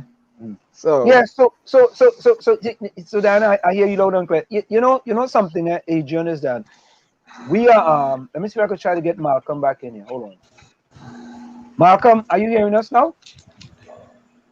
Malcolm? Are you hearing us? No. No, he's still not hearing us. You gotta hit the video. When his video is on, like he's not hearing. Yeah, he's not hearing us. We'll try him again. So I know Nessie put your message in the chat as well. So listen to this, I am and Adrian, I like to be transparent. I just tell people I am a PNM supporter, right? And I make no qualms about that. However, I tell people, and I draw this example today. There's a fella currently in the United States of America, well, no, in the world now, who is trending on social media all over the world. His name is 𝗪𝗶𝗹𝗶𝗵. 𝗪𝗶𝗹𝗶𝗵 was a first-round draft choice 20 years ago. And they consider him to be a bust. They put that name on him, he's a bust. And now he has a YouTube channel called Bust for Life. And he's the biggest thing now on social media all across the thing because nobody knew how intelligent the young man was. He stood silent for 20 years. And this is what he's telling people. He says, I want you all to think critically. Don't just take information you are given. Think about the information. That's why I was so disappointed in Pastor Google, because Pastor Google just takes something and he run with it in his program. And it's a lot of them. You remember these people have already sold out in their own way, you know, and like I said, I think I would always have a problem because look, I said something on my page the other night. I told my page has a very large East Indian following, and I told them, I said, listen, I say for everybody who's on this page who's following me now, I say, I'm telling you all, don't think because I'm going after the PNM right now that this is just a bash PNM page with UNC supporters, you know. I say because plenty of you all are going to be leaving this page if Ms. Bissessa win the elections and she up on my chopping block. I say because I say on this page is no holds bar. Once you in politics and I see you not doing what you're supposed to do for the people, I calling you out. It ain't have no biasness or anything like that. So because of that, I know to myself, I would never get a sponsor or I would never get an offering from the government or anything like that because I have no allegiance to none, and I'm okay with that. I'm okay with that. But the point is, I'm not going to sit down and watch a scenario where people are being brainwashed, because look at the length of this article. I said something the other day, Mr. Ansliman, and this is the truth, right? Trinidadian citizens have very short attention spans. The average Trinidad citizen, I talk about the average man on the block on the road, his attention span is probably 20 minutes long before he starts to lose interest in anything. And I'm talking about unless it's bacchanal or gunting or something, they lose interest. Anything that is educational or anything. Even a simple thing with your live videos, once you try and educate the nation, you will notice for the first 30 minutes, you will have their attention, and then after that 30 minutes, they'll start to drop off one by one, right? Now, one of the things that I've told people is, you see, when you put an article out like this, I've always tell people that the government of Trinidad and Tobago is fully aware that the citizens in this country is children. I don't say children, I say children, right? Where they know how we think. They know when they put an article out like this or an article in PDF form, very few people are going to read this. Very few people are going to open this document. Most people would just overlook it, right? And by overlooking a document like this, what you would now find happening is this would fly under the radar.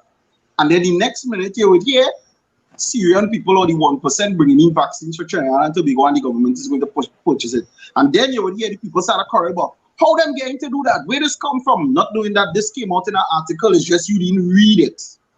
So what I was trying to do now on my page is, because I get to notice now, social media is a new thing and citizens absorb content more from reading, from listening to videos and stuff. So that is why when I get an article like this that I know would fly below the radar and they wouldn't know about it, I would go to my page and I'll read it to them.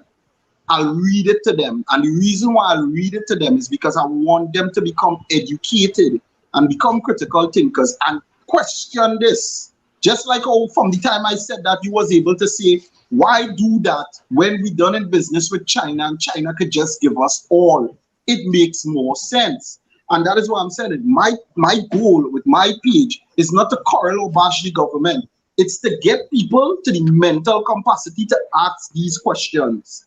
And that is why I always say they would never invite me to a press conference to sit in that room. Because the questions I would ask, they'll come out. They'll come out. And it's So the truth.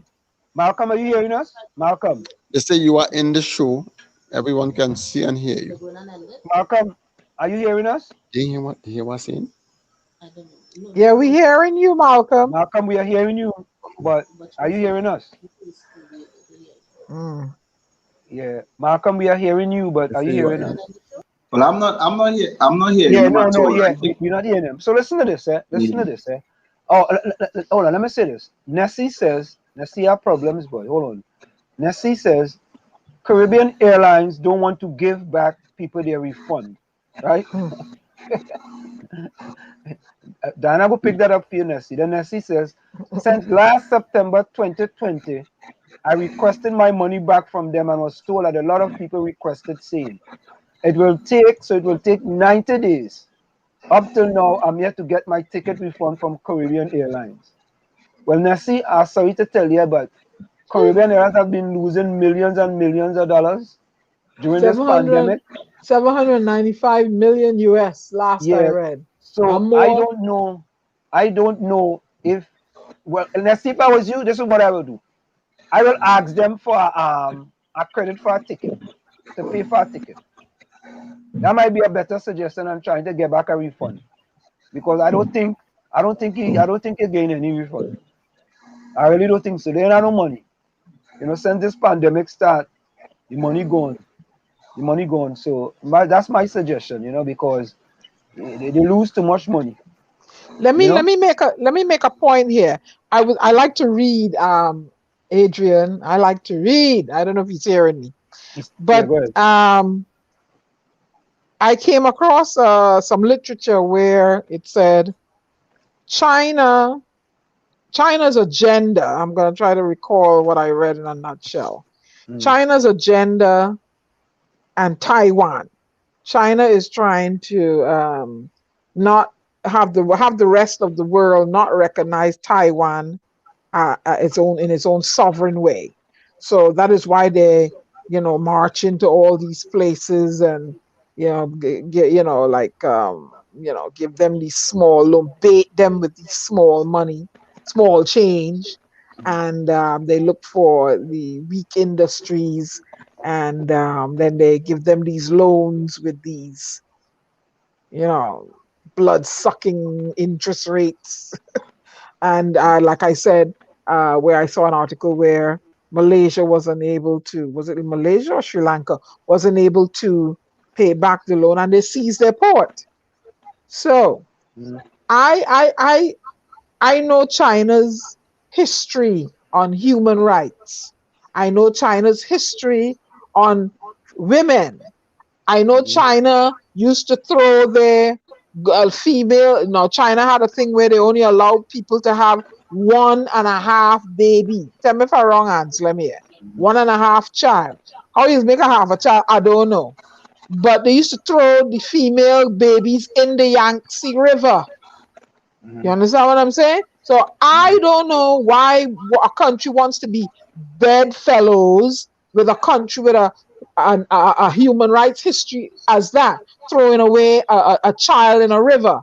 I don't want to be bedfellows with nobody like that. You're murdering children, right? And then, they have this thing going on with Taiwan. I have to go and read more, find credible articles. But I know it's something with the sovereignty of Taiwan. And the Caribbean islands do recognize the sovereignty of Taiwan. So they're trying to sever that by, giving them these monies, these loans and stuff. But I'm going to find it. I'm going to pull the article. I'm going to bring it for the next show we have, and thing. But I don't trust China, because I see their track record, of going in and, putting up all this money and under the pretext of, and all of a sudden they're owning your water company, they're owning your electrical company, they're gonna own, all these, and like Adrian said, they're gonna make us so they're pumping so much fear of this COVID. And then they're going to become the only and the sole supplier of this vaccine that ain't approved by who? Now we see here, I saw a memo where Honorable Prime Minister Dr. Rowley is in talks with the U.S. government for vaccines when he said he wasn't going to be begging anybody. Right? Diana, let me say this, sir. Let me say this, sir. You see, we have to understand, and this is where critical thinking comes in. Think about this, right? You really think Trinidad was going to get vaccine from United States of America? They want to get it already? Of course. Right? Because the problem that we have in Trinidad and Tobago is that we have a supporter of Maduro, Venezuela, right? That's who we have stand with through thick and thin. America has sanctions against Venezuela, right? If you are standing with Venezuela, America look at you as being against America. So when you come now looking to get vaccine for your country, I go tell you all kind of nice superlatives. I say, don't worry, Vietnam, man. We could have all kind of discussions because AstraZeneca, you know, we don't have AstraZeneca here in America. They could give anybody that want AstraZeneca vaccine left, right, and center. They could, you want 1 million, you want 2 million, or take that. All you're paying for it, take that. Right? So that is part of the problem, right? Where we have aligned ourselves with Venezuela as opposed to aligning ourselves with the United States of America. That was a big mistake. A big mistake. Now we're scrambling left, right, and center for vaccine. Right? America on the way to herd immunity in short space of time. And not to interrupt you, I just saw a bulletin come across my phone where they said fully vaccinated persons are free to travel internationally. Yeah. So listen. You see, and you know why, and that's what I'm trying to tell people earlier. That's why Adrian, you know, you're an outlier. You know, it's an outlier. An outlier is that when we talk about people in Trinidad and Tobago, when even if you're supporting our party, still be a critical thinker. Think. Don't let just tell them swallow something down your throat and you take it and you run with it. Right? It's like when I get in trouble the other and they kick me out about 4 PNM groups now and I'm counting. Right? I think I'm the only person I'm the only PNM activist that I kick out 4 PNM group and I never post anything derogatory in the PNM group. Right? All of them playing for the Soca Warriors, you know. It's only kick here, you know, it's corner kick, it's kick from, it's goal kick. Yeah, all kind of kick again. They kick him out. You know why? You know why they kick him out? Because when I see a report, I look at the report and I say, wait now, boy. Let me look at how much people was vaccinated yesterday, and let me look at how much was vaccinated today. You know, or let me look at how much tests they had yesterday, how much tests today.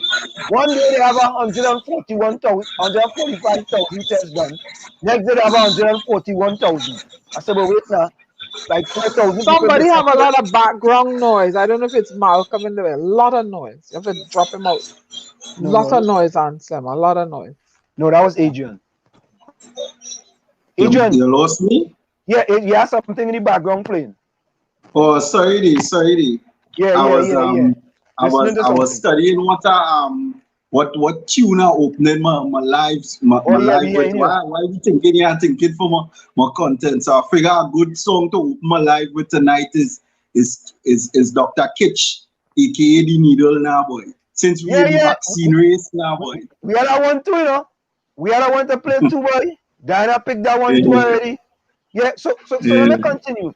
So what it is that we need critical thinkers, and it's not just critical thinkers. We need critical thinkers in the party as well, who supporting their party.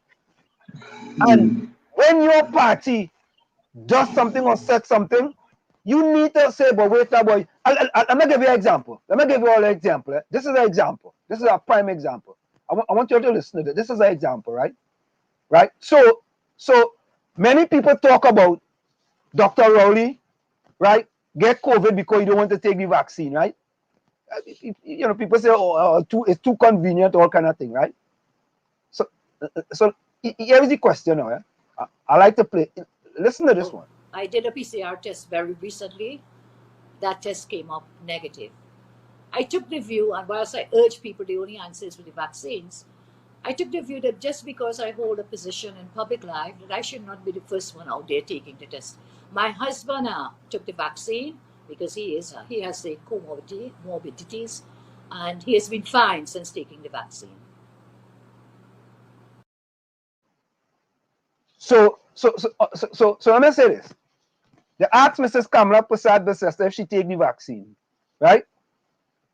Basically, what she should have said to the people, listen, I ain't take the vaccine yet, but I'm going to take it coming sometime soon, right? So all listen to what she said. Listen to what she said. I don't like to take things. I did a PCR test. Oh, listen. I did a PCR test very recently. That test came up negative. I took the view, and whilst I urge people, the only answer is with the vaccines, I took the view that just because I hold a position in public life, that I should not be the first one out there taking the test. My husband took the vaccine because he has the comorbidities, and he has been fine since taking the vaccine. Now think about this, right? Think about this, right? Have you ever heard anybody here say why Mrs. 𝗪𝗏𝗏𝗏 haven't taken the vaccine? Diana, Adrian, anybody? Eh? You see? No. Adrian, No. no, right? And that's exactly what I'm saying, right? So me now, right? Who is a critical thinker? First, when people say Dr. 𝗪𝗏𝗧𝗏 tested positive conveniently, right? So you don't have to take the vaccine. I say, but wait a minute. If you tested negative, and them people and them in there wherever you go to take that test, boy, them go leak that report so quick, eh? Them go leak that report long time. So that report would have been leaked a long time ago, right? Now that they say he want to take the vaccine, you think they're gonna leak that report? Of course, right? So to me, even if Ms. 𝗪𝗏𝗏𝗏𝗏 don't want to take the vaccine, that's fine. That's all right, not to take the vaccine. You see the answer she give there? The answer she give there? What kind of answer is that, Mrs. 𝗪𝗏𝗏𝗏𝗏? Really? What kind of answer is that? Oh God, man. Oh God. Or my husband, and you take a PCR test. Really? you take a what does that have to do with the vaccine? Really?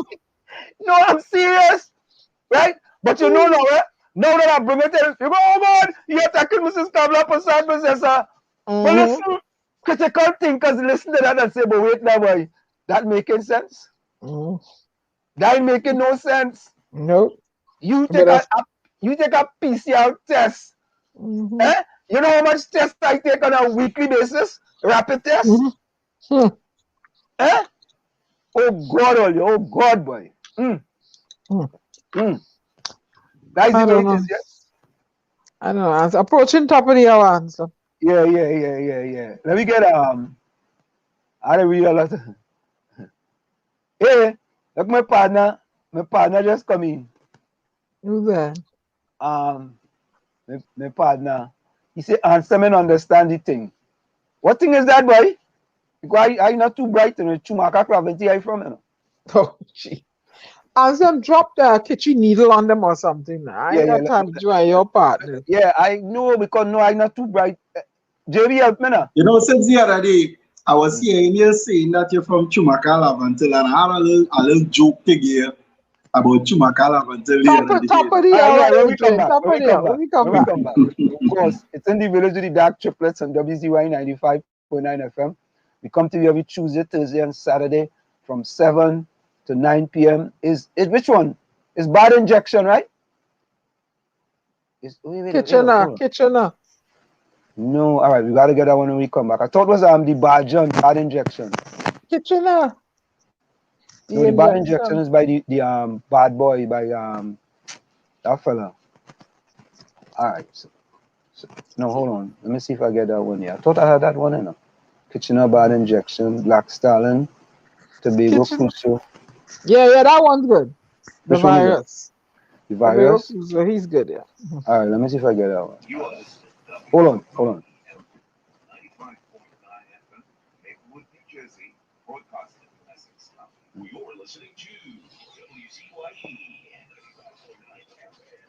But wait now, let me say this. JB, I ain't understand now. JB say, you sure they're sleeping on the same bed? Who is that? oh, okay. I don't understand. Oh God, I'm so slow sometimes, you know. I'm very slow sometimes. I'm slow. Hold on. Let me get this one here. Let me see this. We're bringing up this fella here. Crusoe. Tobago Crusoe, right? That is the one there. Hold on. Tobago Crusoe. The virus is deadly. I think that is it. That's the one Diana one, right? Right, Diana? Yes. Here we go.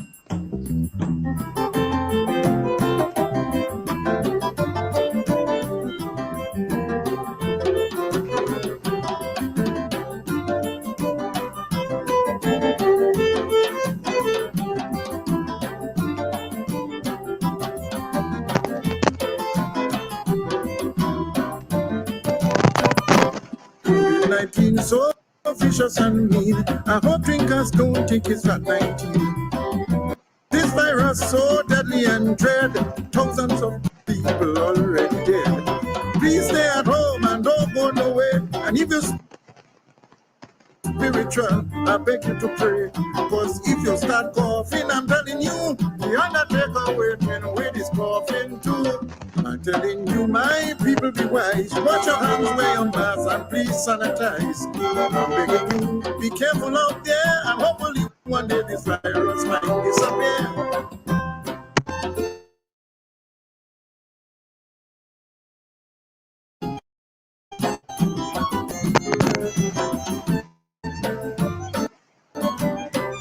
Planes not flying in all of the ground. Countries close their borders, everything locked down.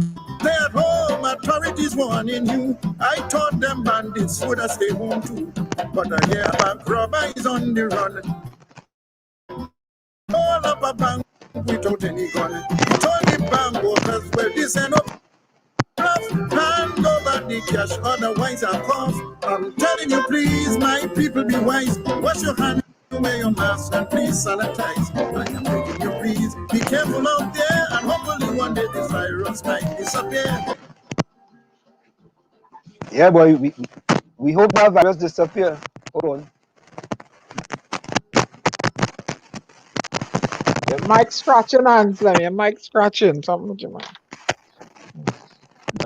Mike. Mm. Yeah, okay.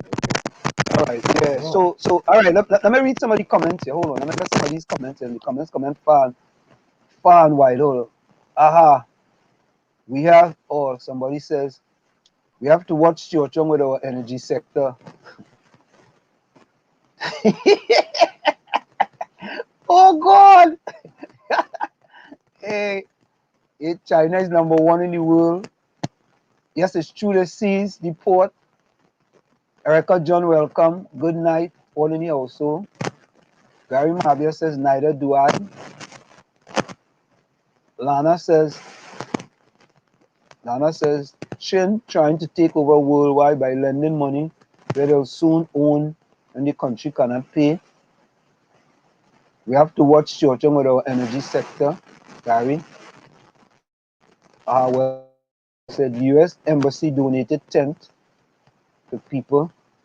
As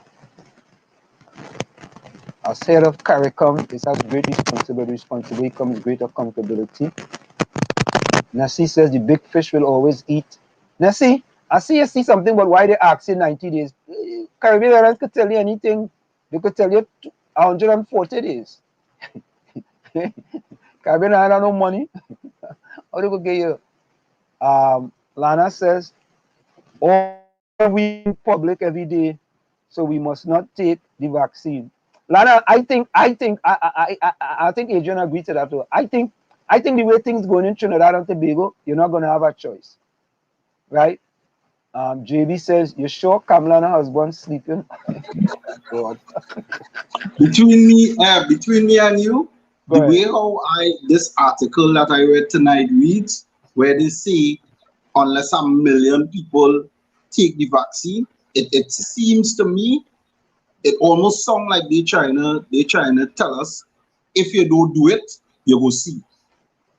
That's how I find it felt. It felt like it was forced, like he was trying to tell me.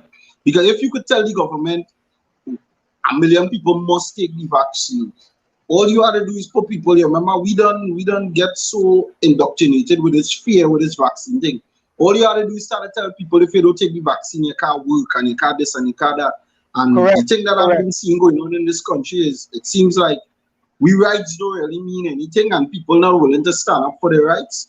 So I believe if they put pressure on us, on citizens in that direction, a lot of people are going to take it. I, for myself, I know I'm not taking it until I see the kinks in this thing work out. And but Adrian, I cool with going home unless I'm not taking the vaccine. I cool. But Adrian, let me tell you something. At Seton University, we have to take the vaccine, right? Or we can't come back to work. Put it in a nutshell. They have put in a rule now that all staff must be vaccinated unless you have some type of, medical difficulties, and you have to prove it. And I believe that in Trinidad and Tobago, just now, right, the same type of law will pass and same type of rule they will put in place in Trinidad and Tobago. Because things are getting so out of hand that, people go, people got to take the vaccine. But not only that, Adrian, to me, the government of Trinidad should also take them billion and 1.7 billion again from China and give people incentive to take the vaccine. As a matter of fact, because we have incentives here in the United States of America. Ohio, for example, have $1 million loan. We have incentives here in Trinidad too. We incentives is if you don't take it, you lost your job. We have incentives too. What kind of incentive is that, man? That's the government of Trinidad and Tobago incentive. If I have a video where a government minister is calling a woman and telling a woman, I hear your family does vote for PN, UNC, I'm not giving you this food card, you're sure you're voting PNM, and this woman is pleading and selling out and saying, no, it's my neighbors did that, I don't do that. If I just vote for PNM, my family, and she say, you're sure? She say, well, okay then, here what, before I turn over the food card to you, right? Here the woman is not hamper, here she not know is a here she not is not food card, is a hamper. Here the woman yes is a hamper. She said, but before I turn it over to you, let me try and find out some information to make sure that all the family does really stay and vote PNM. What is the distance from doing that to telling you that if you don't vote, if you don't think you're not gonna get to come back out to vote, they will do that. But Adrian, to be honest, right? You see them kind of thing though, and I don't like to go with the he say and she say, but that thing just happen under both parties though. Yeah, but it's not. Yeah, but what I'm saying is not. It's not hearsay. It was the video. The video I have has the minister face where they edited it so voices. So nobody didn't debunk that. And when I did that video, I told everybody it happens on both sides, and that's what I'm saying. And so on my page, I don't promote one side, I just promote that the government is the problem. People have this stupid concept in their head that the government is the ruling party. The government is not the ruling party. If the government was the ruling party, then they would not need the other side to vote in order to pass a bill, right? So all that is a thing you need to educate people on, because people have this stupid opinion that the government is only the party that wins, right? And what I'm trying to tell you is at the end of the day, they can't do that because citizens are desperate. And you see, like I was always telling people, we united by the wrong things. We united by rum, wine, and roti. So if people feel this will give them an opportunity to go back out to party and have a normal life, right? A perfect example, the place to be is in Tobago. And what everybody do? They went on the jackassy thing. People want to have that life. People want to do that. So if they could sell that narrative that you want to go back to normal, you want to be able to work, you want to be able to lie on the block and have fun, take the vaccine. You tell people it that way, There's a lot of people who are afraid to take this vaccine. There are a lot of people who saying they're not taking this vaccine. So the only thing you could do to force them to take that vaccine is put it in such a way that if you don't get vaccinated, you can't come back to work. And everybody wants to eat. But that will be an infringement on our rights. But they're not going to stand up about that because we are accustomed to having our rights infringed on and not standing up. Right. So Adrian, I want to address something just now. So Nessie says herd immunity don't work. Nessie, you have to explain that one for me. That herd immunity don't work. You know, I don't understand that one. Right? JB says, boy, JB boy, you are going to take that. You are going to take that vaccine fast, partner. JB said, my woman tell me that I can't get nothing until I get the jab. Oh my God. JB partner. The partner I can tell you was I can, you know, if you woman I can correct the actors and they come for you, you know. Proper smoke is pipe. Yeah, I go fed up. 𝗪𝗶𝗹𝗶𝗴 says, take the Chinese vaccine, yes? Gary said the Vex vaccine, boy, really, you know? If the side effects of me taking the Chinese vaccine is that I could learn to cook Chinese food like them, I open a restaurant in the morning, I take the vaccine quick. Yeah. And actually, Nessie, we actually addressed that situation and in the last thing. What's the scenario where the only UNC supporters getting COVID? We addressed that in the last show we had here. I know people was vexed with me, but what boy? People UNC people vexed with me too bad, boy. They say, and some supposed to leave that one alone, boy. Anyhow, Lana said, just how the voting card reach your mailbox, so too should the grant and hampers reach your home. Lana, that's a green cow you would never see. Yeah, but listen to this, let me tell you this, to me, you see that granting is what I would have done if I was the Prime Minister of Trinidad and Tobago, right? I would have a COVID-19 team going around to communities with an iPad. Okay? I'm going to all the different communities with an iPad. And I'm taking people information. Once I take your information, this is your family, here is a $1,500 food card. $1,500 food card.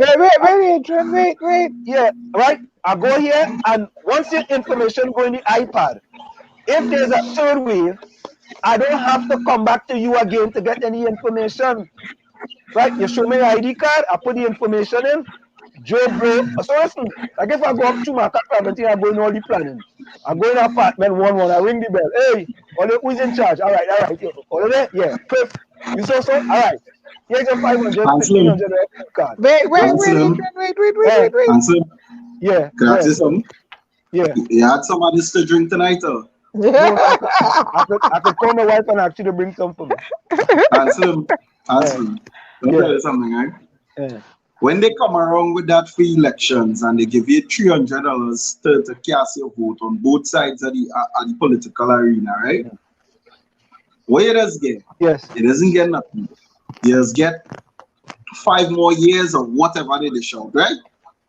No, but this is different. If this is a COVID-19 team. You are, Anslim, listen. You are asking the government of Trinidad and Tobago to go around with an iPad, like how they just go around for elections. Because I said it on my page too, that if they really wanted to help everybody the same way we election and boundaries could go out, they could go out and have it. But you want the government to do that so that the government would actually know how many people need assistance, right? So that they would have to give away majority of the money when they could not send out people, not know how much, and leave majority of them hungry and pocketed. Anslim, you for real? Oh, okay. So you saying I too proactive and innovative. I really. Anslim, let me tell you something. My mom does tell me. My mom does tell me that we wasn't born. We were born in the wrong timeline. You see that timeline you talking about? That is some alternate universe where everything works good, and the PNM and the UNC and all the other parties not interested in filling the pocket. That is not this timeline. That is not this timeline, brother. Sorry. Well, listen, at least I still had to get them the idea. You know what I mean? I still had to put the idea out on the table. So just like I told them about the incentive, if they want, we have incentive here too for the vaccine, right? A Uber will come and pick you up, carry you to the vaccine place, and a Uber will come back and take you back home, right? So if you want to employ the maxi taxi and them and the P cars, you could have the P cars on Monday, transporting people to vaccine centers and taking them back home, right? You get them a check, right? You could work something out with your partner 𝗪𝗶𝗶𝗵, whereas that whoever take the vaccine, they get a box of chicken once a week for a whole year. You know what I mean? You come up with some creative ideas, man. Ideas. No ideas so far. None. Zero. Oh God. Come on, man. Come on, man. And so you see this? What is that? 4 stick? PNM? Yeah. UNC? Yeah. The 1% and the citizens.